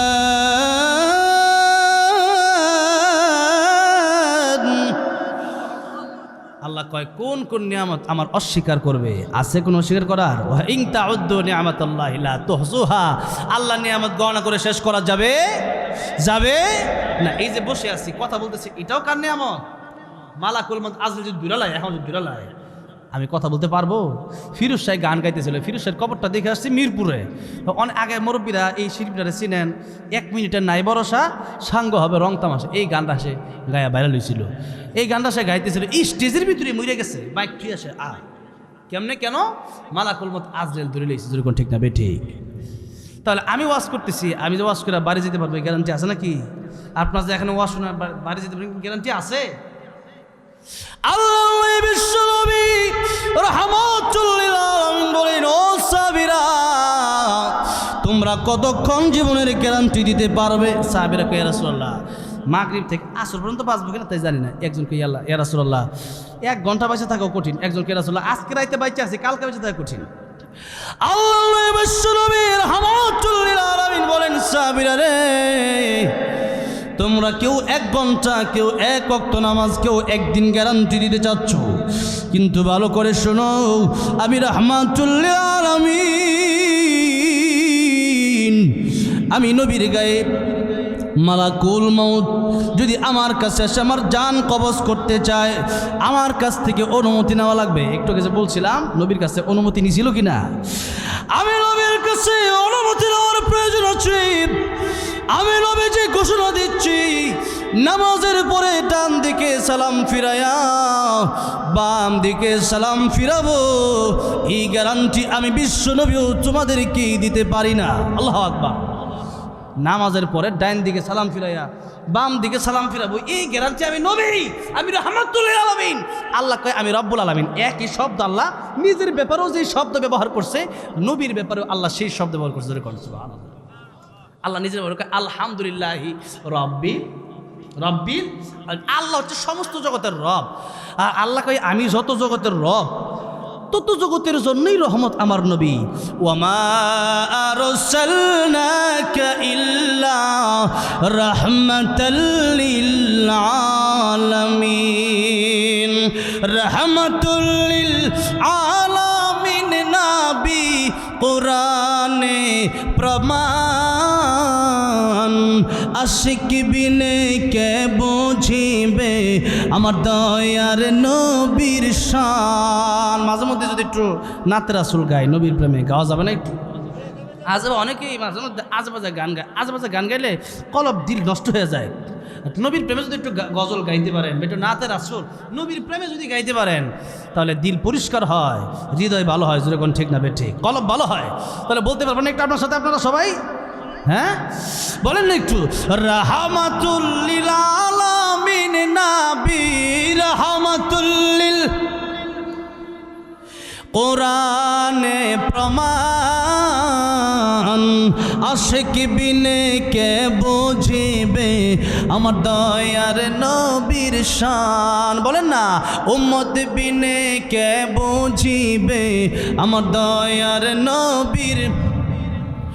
নবী আমার মদিনারে বলবো, আমার আল্লাহ ভালোবেসে নামটি দিলেন হাবিবে রাসূল। আল্লাহু আকবার। ওই নবীকে ভুল বুঝিলে থাকবে না ঈমান। আশিক বিনে কে বুঝিবে আমার দয়ার নবীর শান। রাহমাতুল লিল আলামিন নবী, রাহমাতুল লিল কোরআনে প্রমাণ। আশিক বিনে কে বুঝিবে আমার দয়ার নবীর শান। উম্মত বিনে কে বুঝিবে আমার দয়ার নবীর শান। ঠিক না বে ঠিক? আমার নবী রাহমাতুল লিল আলামিন নবী, আমার নবী নবী হইয়া তিনি বললেন, ও দুনিয়ার মানুষেরা, ও আমার সাহাবীরা, আমি নবীর গায়ে মালাকুল মউত হাত দিতে হলে অনুমতির প্রয়োজন আছে। এরপরেও আমি নবীজি আমার জীবনের গ্যারান্টি এতটুকুন সময় দিতে পারি না। ডান দিকে নামাজের পরে সালাম ফিরাইয়া বাম দিকে সালাম ফিরাবো, এই গ্যারান্টি আমি দিতে পারি না। সুতরাং তোমরা মৃত্যুর জন্য 24 ঘন্টা প্রস্তুতি নিয়ে থাকবা। যে কোনো সময় মালাকুল মউত আজরাইল তোমাদের কাছে চলে আসতে পারে। যে কোনো সময় মালাকুল মউত এসে হাজির হয়ে যেতে পারেন। তখন যদি কোন একটু সময় দেন, পাওয়া যাবে। আরে এই দেশে মনে করেন ট্রেনে উঠছেন তো আপনারা, নাকি ট্রেনে উঠছেন? মনে করেন কমলাপুর থেকে কেউ জামালপুর হয়ে টাঙ্গাইলে, এতে কাছে জামালপুর, মনে করেন জামালপুর হয়ে টাঙ্গাইলে আসবে। তো এখন যেই মাত্র এয়ারপোর্টে আসছে, এমনি ট্রেন আসে না। ট্রেন তো এটা আমাদের দেশে একটা কথার কথা শুনছি আর কি, যে একদিন নাকি ট্রেন আসছে 10টায় ঠিক টাইমে। একজন বহুদিন ধরে ট্রেনের প্রতিদিন অনেকে আছে ট্রেন দিয়ে যাতায়াত করে আমাদের দেশে। আমার বাড়ি তো গাজীপুর শ্রীপুরে। শ্রীপুর থেকে অনেকে আছে শ্রীপুর রেল স্টেশন থেকে, তারা প্রতিদিন জয়দেবপুর যায়, আবার আয় ঠিক মানে রেল গাড়ি চলাফেরা করতো আগে। এখন একদিন ঠিক মতো এসে পড়ছে। প্রতিদিন আধা ঘন্টা 1 ঘন্টা লেট করে ট্রেন আই। তো একদিন 10টা বাজে আয় পড়ছে। এখন কয় আজকে তো ঠিক টাইমে আইছে। একজন কয় না, গতকালকে যে 10টা ট্রেনটা আজকে 10টায় আইছে। বুঝেন নাই? এই হচ্ছে আমাদের দেশের অবস্থা। একদিন পরে আইছে, এটা ঠিক মতো আয় নাই। তাই দেখেন ট্রেনে তো আপনারা চড়ছেন, এখন কমলাপুর থেকে আপনারা জামালপুর আসবেন। কমলাপুর আয় আপনার এক বন্ধুর লোকে দেখা, আরে বন্ধু তুমি এনে যে কালকের এক ঘটনা, কালকে আমি এক হোটেলে খাইতে গেছি বনশ্রীতে। আমি যখন খাইতে গেছি এক গজল ভিডিও করে, এই লোকের লোকে দেখা হয়ে গেছে। আমি আরে আমনে আনো, আরে ভাই আমনে আনো, আমি হ্যাঁ আইসি। যাই হোক, তাই এমনি মানে কাকতালিও দেখা আর কি, হঠাৎ করে দেখা হয়ে যায় অনেক সময়, ঠিক না? অনেক সময় টাঙ্গাইল মনে করেন গেছে, হঠাৎ করে দেখা হইতে পারে না বন্ধুর সাথে। তো কমলাপুর গেছেন, এত দূরে ঢাকা গেছেন, তা আসবেন, আপনার বন্ধুর সাথে দেখা হয়ে গেছে। বন্ধু কারে বন্ধু আমনে না, হ্যাঁ আমি তো আইসি। কই যাবে? জামালপুর যাবো। যাক ভালো হয়েছে, তুমি জামালপুর তো যাইবা, ট্রেন আয় নাই? ট্রেন তো আইতেছে, আধা ঘন্টা লেট হয়েছে। বুঝছি, আরো দেরি ভাই, ল একটু ঘুরাই। কই যাবো? কই ল একটু যাত্রাবাড়ির দিকে যাই গিয়া। কমলা ল একটু সায়দাবাদ জায়গা, ঢাকার জায়গার নাম কিতেছে কি, এই তার কাছে যে জায়গাগুলো আছে, একটু সায়দাবাদ গিয়ে টার্মিনালও যাইয়া ল একটা ভালো কাচ্চি বিরিয়ানির দোকান আছে, খাই গিয়া। হ্যাঁ চিন্তা করছে কমলাপুর যেহেতু কি করবো, একজনের চিন্তা হচ্ছে টিকিট তো কাটছি, আবার ব্লগে একটা ব্যাগ লয়ে যাইতে গেছে আর কি, ওই জন্য কাপড় সাপড় লয়ে গেছে। তাহলে ব্যাগটা এক ধরনের রাখা যায়, ভাই আমরা ধরনের একটু ব্যাগটা রাখেন, কাপড় চুপড় আছে একটু রাখেন। তা চিন্তা করছে টিকিটটা আবার কই আড়ালাই, টিকিট রাখছে পানের দোকানো, তো ব্যাগ রাখছে এক দোকানো আর টিকিট রাখছে আরেক দোকানে রেখা ওই ট্রেনে আজকে দেরি আছে জায়গা সায়াদাবাদ গিয়া যাত্রাবাড়ির দিকে গিয়া একটু বিরিয়ানি খেয়ে, যেই মাত্র বিরিয়ানি খেতে গেছে এমনি মনে করেন ট্রেনের মানে আওয়াজটা তো অনেক দূরে যায় ট্রেনে, ঠিক না? ট্রেনের আওয়াজটা অনেক দূরে যায়, ট্রেনের আওয়াজটা কানে আয় পড়ছে। তো সে ভাবছে যে মনে হয়, সে বুঝতে পারছে যে মনে হয় ট্রেনটা আইছে এখন। এখন যেই মাত্র সে হুইসেল হরেন শুনছে ট্রেনের, এমনি সে পাগল পাড়া দিশে রয়ে গেছে। আরে গাফলতি করে লাগছে, মানে কে লেগে কমলাপুর ট্রেন আমার লাগবে বিরিয়ানি খাইবার লেগে, আমার ট্রেন তো লাগে 2 ঘন্টা আগে বই রয়েছে কমলাপুর, এখন তো ট্রেন এসে পড়ছে। গাফলতি করে ছায়াদাবাদ দিয়েছি বিরিয়ানি খাইতাম, এখন তো দেখা যায় ট্রেন আয়া পড়ছে। এখন চিন্তা করে আমি কই, টিকিট কই, ব্যাগ কই, ট্রেন কই, এক একটা এক এক জায়গায় এগুলা গোছাইতে গেছে ট্রেন যাইব গাজরে কোন ঠিক না ঠিক একটু জোরে কর ঠিক তেমনি ভাবে ইমানদার যে ব্যক্তি যার ভিতরে ইমান আছে সেই ব্যক্তির মৃত্যুর সময় যখন হয় সে ব্যক্তি আল্লাহর কাছে যাওয়ার লাগে পাগল হয়ে যায়। আল্লাহর ফেরেশতা কয় তোমার কানে আল্লাহ সালাম দিছে, আল্লাহর সালাম এই যে খুশি হয়। এই জন্য নবী কয় যে 3টা কাজ তাড়াতাড়ি করো, নামাজের সময় হয়ে গেছে যাও নামাজও যাও। এরপরে মৃত্যু যখন মানুষের হয়ে যায় দাফন তাড়াতাড়ি করো, দেরি করো না। কারণ ইমানদার ব্যক্তি কবরে গিয়ে যে একটা ঘুম দিবে চিরতরে ঘুমের লেগে ইমানদার পাগল পারা যে একটা ঘুম দিব কবে প্রশ্ন হবে আর কখন ঘুমাবো, চিরতরের ঘুম। আহা সেই জন্য ইমানদাররা পাগল হয়ে থাকে, দিশেহারা হয়ে যায়। নবী কইছে তাড়াতাড়ি দাফন করো, তাড়াতাড়ি দাফন করো, আর বিয়ের সময় তাড়াতাড়ি বিয়ে করো। বিয়ের সময় তাড়াতাড়ি কি করতে কইছে? এটা কোনো কথা হইলো হুজুর, বিয়া করতো। আরে এই বিয়া ঠিক মতো না দেওয়ার কারণে বিয়ার আগেই জীবনও শেষ, যৌবনও শেষ। আর তো জোরে কর, আহারে এই দেশে এত জিনা এখন আপনি কল্পনাও করতে পারবেন না। পতিতালয় দিয়ে দেশটা ভরে গেছে, এখন এত জেনা হয়। তো এই যে জিনার দায়ভার কে নিবে? এই জন্যে সময় যদি হয়, মোট অবস্থা যদি ভালো থাকে বিয়ে করে দেন। ভাইয়ার আমার, বাবাজিরা আমার, বলতেছিলাম যে মৃত্যুর প্রস্তুতি 24 ঘন্টা নিয়ে রাখতে হবে এমন না আগামী শুক্রবারে ভালো হয়ে যাবো, আগামী রমজান মাসটা 3-4টা মাস আছে, তো রমজান আইলে একবারে এমন টুপি পরমু, একবারে মসজিদে ঢুকবো আর বাড়িতাম না। বিষয়টা এমন নয়, এখন থেকে প্রস্তুতি নিতে হবে। কারণ আপনাকে কালকের গ্যারান্টি দেওয়া হয় যে নবী বলতেছেন আমি ডাইন দিকে সালাম ফিরাই নামাজের পরে, বাম দিকে সালাম ফিরাতে পারি কিনা এই গ্যারান্টি নাই, দিতে পারবো না। তাহলে আমি আর আপনি কে? জীবনের গ্যারান্টি দেওয়া সম্ভব না।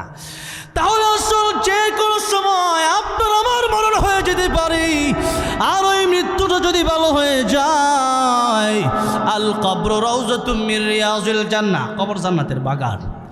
উসমান রাদিয়াল্লাহু আনহু কবরের পাশে যখন যেতেন, উসমান রাদিয়াল্লাহু আনহু কাঁদতেন, দাড়িগুলা ভিজিয়ে দিতেন। লোকেরা জিজ্ঞাসা করতেন উসমান আপনি কবরের পাশে এসে কেন কাঁদেন? নবী জান্নাত জাহান্নামের ওয়াজের সময় তো এত কাঁদেন না। উসমান রাদিয়াল্লাহু আনহুকে বলে ও দুনিয়াবাসী, আমি কবরের সামনে এসে কাঁদি এই জন্য আল্লাহর নবী বিশ্বনবী বলেছেন এই কবর হচ্ছে মানুষের প্রথম ঘাঁটি। কবর যার সুন্দর হয়ে যাবে, পুলসিরাত সুন্দর হয়ে যাবে, মিজান সুন্দর হয়ে যাবে, জান্নাতে চলে যাবে। আর কবর যার সুন্দর হবে না, এই কবর থেকে শাস্তি শুরু হয়ে যাবে।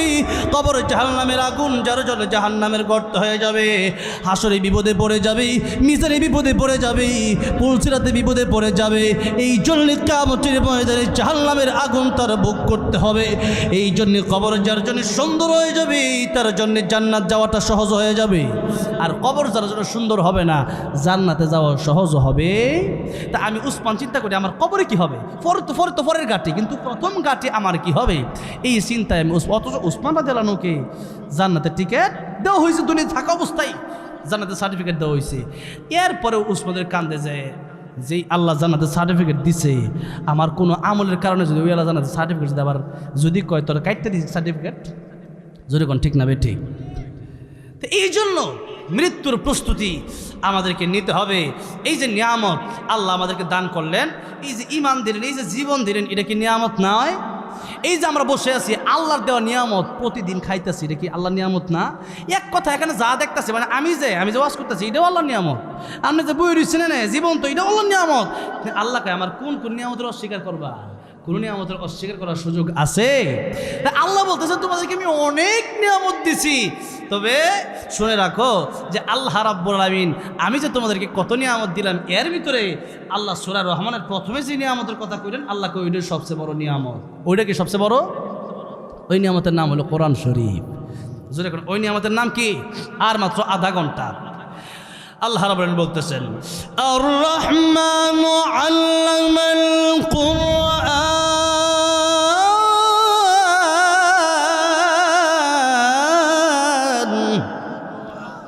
আল্লাহ কয় রহমান তিনি, দয়াময় তিনি, কোরআন শিখালেন যিনি, কোরআন শিখালেন যিনি, মানুষ বানালেন তিনি। খলাকল ইনসান, আল্লাহ বলেন আল্লামাল কোরআন খলাকল ইনসান। আল্লাহ কয় আমি আল্লাহ দয়াময়, আমি আল্লাহ কোরআন শিখাইলাম, আমি আল্লাহ মানুষ বানাইলাম। এবার আল্লাহ কয় যে আমি আল্লাহ রহমান তো ঠিক আছে, সবচেয়ে বড় তোমাদের উপর দয়াটা করছে আমি আল্লাহ দয়াময়। কি দয়াটা করছি তোমাদের উপর? যত দয়া করছি সবচেয়ে বড় দয়ার নাম হচ্ছে আল্লামাল কোরআন। তোমাদেরকে কোরআনটা দিলাম, এই কোরআনের কারণে ফামান যুহজিহা আনিন নার, জাহান্নাম থেকে বাঁচতে পারবা।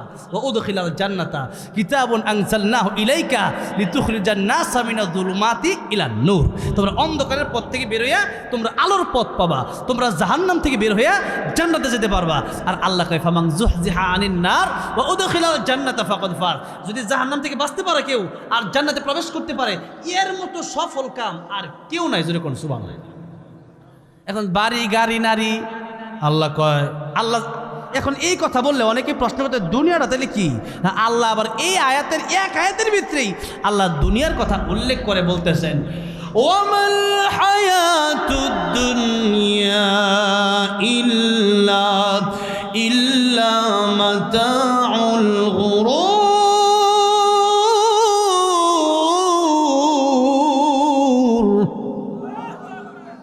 আল্লাহ কয় ওয়ামাল হায়াতুদ দুনিয়া, এই দুনিয়ার হায়াত ইল্লা মাতাউল গুরুর, এটা ধোঁকা ছাড়া কিছু না, ধোঁকা ছাড়া এটা ধোঁকা।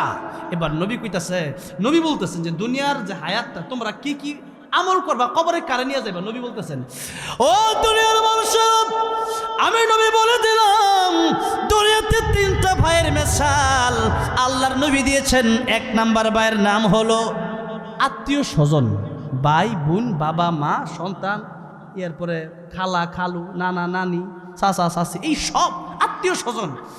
আল্লাহ বলতেছেন দুই নাম্বার বাইরে নাম হলো তোমার সম্পদ, টাকা পয়সা, ব্যাংক ব্যালেন্স, সোনা দানা, কাপড় চোপড়, ঘর বাড়ি, জমি জামা, এইগুলো হলো তোমাদের সম্পদ, মাল, ধন সম্পদ। তিন নম্বর বাইরের নাম আল্লাহ বলেন, তিন নম্বর বাইরের নাম হলো নেক আমল। তিন নম্বর বাইরের নাম কি? নেক আমল। আল্লাহ বলেন কবরে যাওয়ার সময় এই তিনটা জিনিসের দুইটাই তোমার সাথে যাবে না, একটা তোমার সাথে যাবে। তিন ভাইয়ের দুই ভাই যাবে না তোমার সাথে, একটা ভাই যাবে। এর ভিতরে প্রথম ভাই আত্মীয় স্বজন, তোমার মা বাবাও তোমার সাথে কবরে যাবে না, তোমার সন্তান তোমার সাথে কবরে যাবে না, তোমার ভাই তোমার সাথে কবরে যাবে না, তোমার কোনো আত্মীয় স্বজন তোমার 3.5 হাত মাটির ঘরে যাবে না, তোমাকে একাই যেতে হবে। জোরে কোন ঠিক না বেঠিক? বাপ মারা যায় কত কষ্ট সন্তানের জন্য করে। কেউ কোনোদিন কি কোনো সন্তান বলছে যে আমি বাপের লগে হইতে পারি লাশের লগে, বুঝছে নাকি কেউ? হ্যাঁ, একদিন দুদিন 3 দিনের পরে মনেও রাখে না। জোরে কোন ঠিক না বেঠিক? স্ত্রী 1 মাস 2 মাস 3 মাস 6টা মাস যাইতে না যাইতেই নতুন স্বামী খুঁজে। জোরে কোন ঠিক না বেঠিক? আগের স্বামী বলে যায়। এরপরে ধন সম্পদ, আল্লাহ নবী কয় যে ধন সম্পদ 3 টুকরা কাফনের কাপড় ছাড়া আর কিচ্ছু আসবে না। এই জমি জামার লাগিয়ে আপনি মনে করেন যে মানুষের হক নষ্ট করছেন, জমি মেরে খাইছেন, কিয়ামতের ময়দানে সবচেয়ে অসহায় কোন ব্যক্তিটা হবে? আল্লাহ নবী বলতেছেন ও সাহাবীরা তোমরা কি জানো কিয়ামতের ময়দানে সবচেয়ে অসহায় কোন ব্যক্তি হবে? সাহাবা একরাম রাদিয়াল্লাহু আনহুম আজমাইন কই ইয়া রাসূলুল্লাহ আল্লাহু ওয়া রাসূলুহু আলাম। আল্লাহ রাসূল বলেন আমরা জানি না। আল্লাহ বলেন সাহাবীরা কিয়ামতের কঠিন ময়দানে সে ব্যক্তি সবচেয়ে অসহায় হয়ে যাবে যে ব্যক্তির অনেক ইবাদত থাকবে, অনেক আমল নামা থাকবে, নামাজ রোজা হজ জাকাত অভাব নেই, কিন্তু কিয়ামতের ময়দানে যেই মাত্র জান্নাতে যেতে চাইবে এমন সময় কয়েকজন লোক সামনে এসে খারাপ, একজন আইসা কইবে যে আমার 5 কাঠা জমি দুনিয়াতে এসে মাইরা নিছে, আমার দেয় নাই। আল্লাহ দুনিয়াতে বিচার পাই নাই, আল্লাহ তুমি কি বিচারটা করতা না? আল্লাহ কইবা আজকে আমি ইনসাফের বিচার করব। ইন্না সাআতা আতিয়াতুন আকাদু উখফিহা লিতুজজা কুল্লু নাফসিন বিমা তাসআ। আল্লাহ কই কিয়ামত আমি আল্লাহ কায়েম করব, এটা আমি আল্লাহ গোপন রাখছি। এটার অন্য ব্যাখ্যা আছে, কিয়ামতের আলোচনা আমার ইউটিউবে আছে, শুনে নিয়েন। তো কিয়ামতের আলোচনার ভিতরে আল্লাহ কেন গোপন রাখছে, নবীকে কেন জানায় নাই, জিবরাইল আমিন জানায়, ইসরাফিল আলাইহিস সালাম কিয়ামত কবে হবে জানে না। তো এই নিয়ে অনেক লম্বা কথা, আতিয়াতুন আকাদু ফিহার ব্যাখ্যা। এরপরে যে কথাটা আল্লাহ কইলি যা দেবো আমি আল্লাহ, কুল্লু নাফসিন বিমা তাসআ, প্রত্যেকটা নফসকে, প্রত্যেকটা মানুষকে, এমনকি প্রত্যেকটা নফস মানে বোঝানো হয়েছে যেন গরু ছাগল আছে। প্রত্যেকটা নফস মানে তো গরু ছাগলের তো জান আছে না? কিয়ামতের ময়দানে এই ব্যাখ্যায় মুফাসসিরে কেরামগণ বলেছেন, কিয়ামতের ময়দানে গরু ছাগল কুটানো হবে, সারের লড়াই লাগানো, সারের লড়াই কেডা কারে কোন সারে গুতা বেশি দিতে পারে। সার আল্লাহ তুমি আরে গুতা দিলে শক্তি বেশি আছিল, আজকে আরেক সারে যে সারের শক্তি কম আসলে আজকে তোমার শক্তি বেশি দিলাম, এরে গুতা দাও, এরে গুতা দিব। হ্যাঁ, যেই পরিমাণে তাকে গুতা দেওয়া হয়েছিল আমরা গুতা দিবে। এরপর আল্লাহ বলবেন কোন তুরাবা, এবার তোমরা মাটি হয়ে যাও। আহারে, আর আমরা কি করবো? আমরা যদি জাহান্নামে যাওয়া লাগে তাহলে বলেন ওই গরু হয়েছে তাও বালা, গরু তো মাটি হয়ে যাবে। আমার আপনার আসাবে কাবের কুত্তাটাও জান্নাতে যাইব, আর আমি আপনি মানুষ হয়ে যদি জাহান্নামে যাওয়া লাগে, আল্লাহ কই কাল আমি বাল হুমা দল, তুই কুত্তার চেয়ে খারাপ, আমার বিধান মানলি না, কোরআন বুঝলি না, আমি আল্লাহর সিজদা দিলি না, আমি ঈমান আনলি না। আল্লাহ কাফিরদের বলছে কাল আমি বালহুম আদল, এরা আল্লাহ প্রথম বলছে এরা জানোয়ারের মতো। আল্লাহ কই না, আরো নিকৃষ্ট। কারণ গরু ছাগল যে মানুষের ক্ষেতের ঘাস মানে লাউ ক্ষেত খায়, এটা কি বুঝা খায় না বুঝা খায়? আর মানুষের পকেট থেকে চুরিটা করে, এটা কি বুঝা করে না বুঝা করে? বুঝা করে যাক ভালো না, মানুষের পকেটে টাকা মারতাছি, এটা লোক কাজটা ঠিক হইতেছে না, এরপরেও চুরি করে, তাহলে মানুষ বুঝে এরপরে চুরি করে, গরু ছাগল না বুঝা করে, তাহলে দুইজনে সমান হইতো কেমনে? যেরকম ঠিক না ঠিক? আল্লাহ কয় না, তাহলে সমান হইতে পারে না। আল্লাহর কথা ঠিক আছে কিনা বলেন? আল্লাহ কয় না, সমান হইতে পারে না। তাহলে যদি আমার বিধান না মানে, যদি আমার বিধান লঙ্ঘন করে, যদি আমি আল্লাহকে না চিনে, যেরকম ঠিক না ঠিক? ভাইরা আমার, বাবাজিরা আমার, তাহলে আসুন, আল্লাহ বলতেছেন ও দুনিয়ার মানুষেরা, আমি আল্লাহ যত দয়া করলাম, আমি আল্লাহ তোমাদেরকে সবচেয়ে বড় দয়া করলাম তোমাদের উপর কোরআন শরীফ দিয়া। কারণ কোরআন শরীফের মাধ্যমে তোমরা জাহান্নাম থেকে বাঁচবা, জান্নাতের ভিতরে প্রবেশ করবা। আর জান্নাতের ভিতরে প্রবেশ করলে তো বুঝলি নিয়ামতটা কি, যে অনন্তকালের জন্য জান্নাত। এত ফুক কেন চোখের ভিতরে ঢুকছে? আরে চোখটা জ্বলে ফুক ঢুকলে, ফুক যদি চোখের ভিতরে ঢুকে বুঝলি এত, তাই দেখবেন যে অবস্থা খারাপ হয়ে যায়। তো যাই হোক, ফুক একটা ঢুকে গেছে চোখের ভিতরে। এবার আসুন সামনের দিকে যাই। অনেক কষ্ট হইতেছে আপনাদের বুঝতেছি, কারণ অন্য সময় গত বছরও মানে অক্টোবর দিকে শীত বছর এখনো বৃষ্টি হয়। আমি হুজুরে কইতাছি, আমার দাওয়াত দিছে, যে ভাইয়ের নাম কি, হ্যাঁ শরীফ ভাই, দাওয়াত দিছে যখন, আমি কাল ভাই এই যে আমি তো কালকে মাহফিলাম, বৃষ্টি হয় কিনা আল্লাহ জানে। পরে যাই হোক, আল্লাহ রাব্বুল গতকালকেও বৃষ্টি হয়েছে, তো আজকে আর বৃষ্টি হয় নাই। আল্লাহ আমাদের জন্য ব্যবস্থা করে দিয়েছে। সারা মাহফিল কমিটির দুইটা টেনশন থাকে, একটা হলো যে আল্লাহর হাতে, আর একটা হলো নিজেদের ভিতরে ব্যবস্থা। একটা হলো যে মাহফিল কীভাবে গুছাবে সব কিছু, বক্তা আসে কিনা, অনেক বক্তা তো আইও না। তো এখন দেখা গেছে যে আবার আরেকটা হলো আবহাওয়ার ব্যাপারটা, বৃষ্টি যদি আল্লাহ দিয়ে দেয়, কারো থামানোর ক্ষমতা আছে, একটা ভয় থাকে, আল্লাহ দিয়ে আলহামদুলিল্লাহ কোন। তা এবার আসুন, আল্লাহ যেহেতু আমাদের ব্যবস্থা কইরেই দিছে, তার আধা ঘন্টা দিলে সময় কি কষ্ট হবে আপনাদের? এবার আসুন, আচ্ছা যাই হোক, বসেন। হ্যাঁ, এটা ওইব না ইনশাল্লাহ, বসেন। ভাই আমার, বাবাজিরা আমার, আল্লাহ বলতেছেন আমি আল্লাহ রহমান, আমি আল্লাহ দয়াময়, তোমাদের উপরে সবচেয়ে বড় দয়া করলাম কোরআন শরীফ দিয়া। সাহায্য, হ্যাঁ আইসে যখন আমার সামনে, আমিও কিছু দিই। হাই রে আল্লাহ, মাশাআল্লাহ। তা আপনি বইতেন, পরে যাওয়ার সময় আবার দিয়ে দিব না ইনশাল্লাহ। এলন, এই যে লোন, এই যে আরেকজন দিচ্ছে, আপনি তো কাম বানালাইছেন মাশাআল্লাহ, একা জায়গা মতো যান। বন এবার একটু একটু আলোচনা শুনেন, আবার ইনশাল্লাহ যাওয়ার সময় আপনারা কিছু দিয়ে যান, ঠিক আছে? কি লিখে আল্লাহ জানে নাই, দিব না সাহায্য, বন ইনশাল্লাহ। ভাইয়ারা আমার, বাবাজিরা আমার, লক্ষ্য করেন, আসলে এরকম তো একটু ডিস্টার্ব হয়ে যায়। আল্লাহ বলতেছেন আমি আল্লাহ তোমাদের উপর যত দয়া করছি এর ভিতরে একটা দয়ার নাম হলো কোরআন শরীফ, আমি আল্লাহ তোমাদেরকে দিলাম। এবার আসেন আমরা সামনের দিকে যাই। আল্লাহ বলতেছেন আল্লামাল কুরআন খালাকাল ইনসান, কোরআন শিখাইলাম আগে, মানুষ বানাইলাম পরে। আমরা দেখতেছি আমরা না আগে জন্ম নিছি এরপর না কোরআন শিখলাম। তা আল্লাহর বলাটা তো ভঙ্গিমাটা তো এমন কেমন যেন আগে কোরআন শিক্ষা করে আঙ্গুর পাঠাইছে, বিষয়টা কি এমন? আল্লাহ মুফাসসিনে কেরামগণ বলতেছেন এর প্রথম ব্যাখ্যা হলো যে এই দুনিয়ার মানুষ সৌরতে মানে দেখতে শুনতে মানুষ হইলে আসল মানুষ হওয়া যায় না, খাঁটি মানুষ হইতে হলে কোরআনের শিক্ষার প্রয়োজন আছে। আর তো যদি ঠিক না বেটি? এবার আসলে আল্লাহ রাব্বুল আলামিন এই কোরআনের শিক্ষার কথা কেন বললেন, এই কোরআনের শিক্ষা কেন প্রয়োজন? দুনিয়াতে এক নাম্বার কোরআন শিখলে দুনিয়াতে লাভ, জোরে কোন কই লাভ? দুনিয়াতে। দুই নাম্বার কোরআন শিখলে মৌতের সময় লাভ, 3 নাম্বার কবরে, 4 নাম্বার হাসরে। তাহলে কয় জায়গায় লাভ? 4 জায়গায়। এক নাম্বার একটু আসেন, আল্লাহ বিশ্ব নবী রাহমাতুল লিল আলামিন বলেছেন এই দুনিয়া ওই দিন কিয়ামত হয়ে যাবে, ধ্বংস হয়ে যাবে, যেই দিন এই পৃথিবীতে একজন আল্লাহ বলনেওয়ালা লোক থাকবে না। একজন আল্লাহ বলনেওয়ালা লোক যতদিন পরে যেদিন থাকবে না ওই দিন আল্লাহ কিয়ামত কায়েম করে দিবেন, এই পৃথিবীকে ধ্বংস করে দিবেন। আর আল্লাহ বলনেওয়ালা, আল্লাহ এই কথাটা আল্লাহর জিকির আল্লাহর ইবাদত শিক্ষা দেওয়া হয় এই মাদ্রাসার শিক্ষা, এই মাদ্রাসায় শিক্ষা দেওয়া হয়, যেরকম ঠিক না? ঠিক। আপনি কইবেন কেমনে? আপনাদেরকে জিজ্ঞাসা করতে চাই, বিয়া ছাড়া জেনার মাধ্যমে সন্তান জন্ম দেওয়া এটা যে হারাম, এটা যে বিষয়টা যে অত্যন্ত লজ্জার বিষয়, খারাপ বিষয়, এটা কি আমাদের দেশের কলেজ ইউনিভার্সিটির ছাত্ররা জানে কি জানে না? এই দেশের কলেজ ইউনিভার্সিটির ছাত্ররা তারা কি মুসলমান কিনা? মনে করেন যে কিছু তো হিন্দু খ্রিস্টান বৌদ্ধ থাকতে পারে, তবে 90% বেশি তো মুসলমান, যেরকম ঠিক না ঠিক?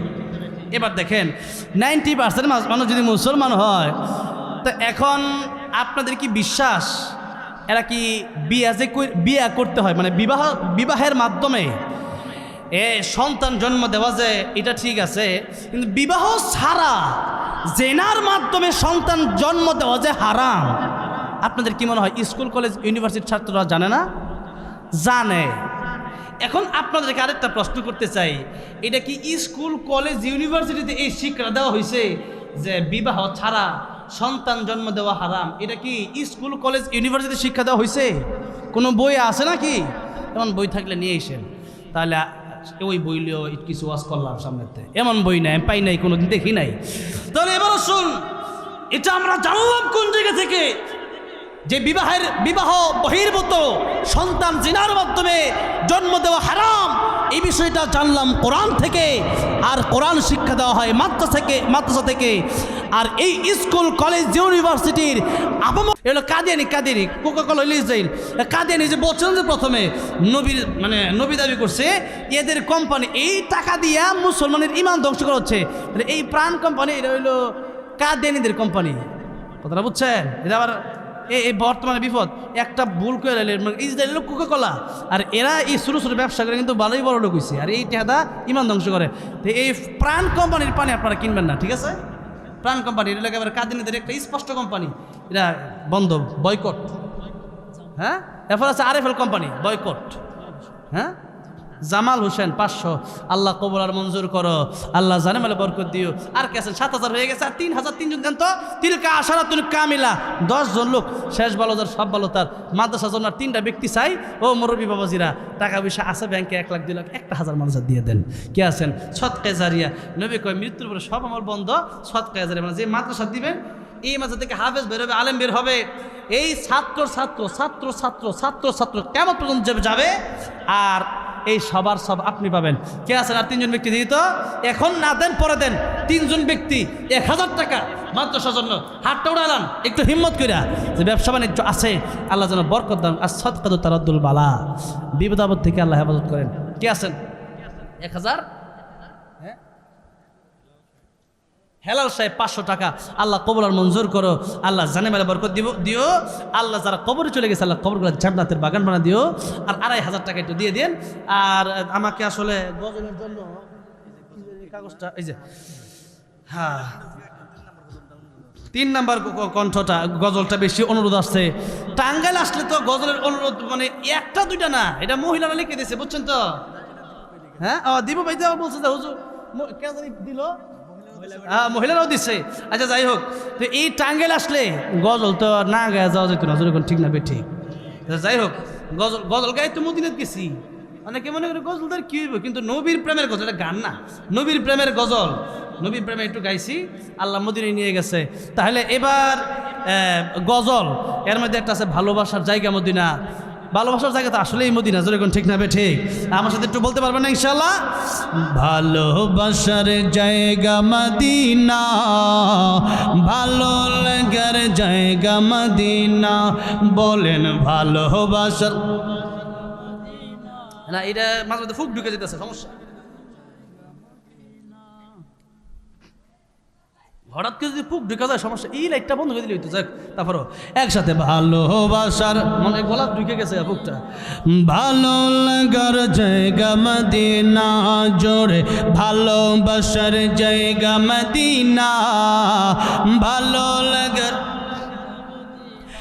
এত সুন্দর জায়গা কোথাও দেখি না, এত সুন্দর জায়গা কোথাও দেখি না, সাজিয়েছেন দয়াল রব্বানা, ভালো লাগার জায়গা মদিনা, বলেন ভালোবাসার জায়গা মদিনা, ভালো লাগার জায়গা মদিনা, মদিনা শরীফে নূরের খাজিনা, মদিনা শরীফে নূরের খাজিনা, আশিক ছাড়া অন্য বুঝে না, ভালো লাগার জায়গা মদিনা, ভালোবাসার জায়গা মদিনা, ভালো লাগার জায়গা মদিনা, বলেন ভালোবাসার।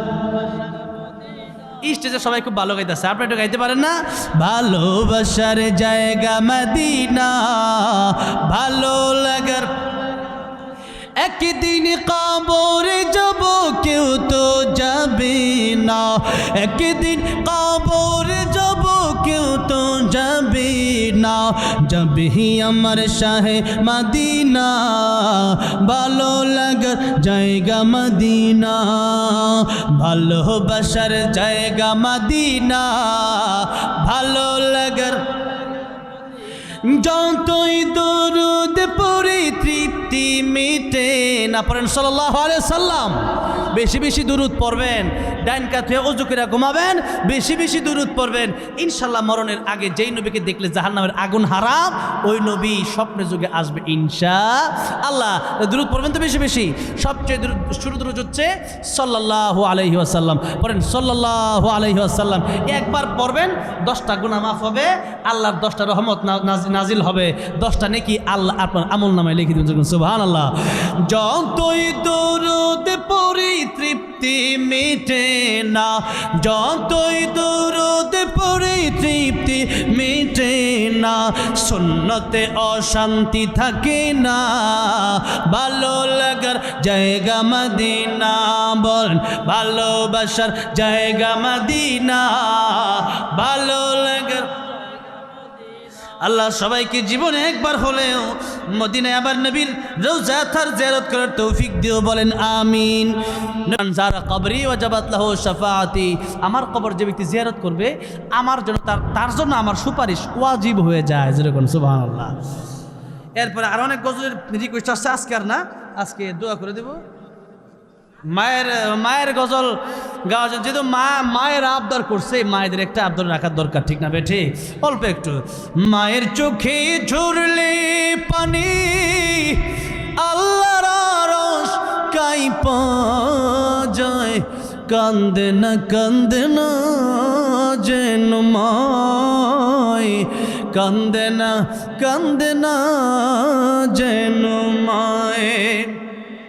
মায়ের চোখে ঝরলে পানি আল্লাহর আরশ কাঁইপা যায়, কান্দে না যেন মায়, কান্দে না যেন মায়।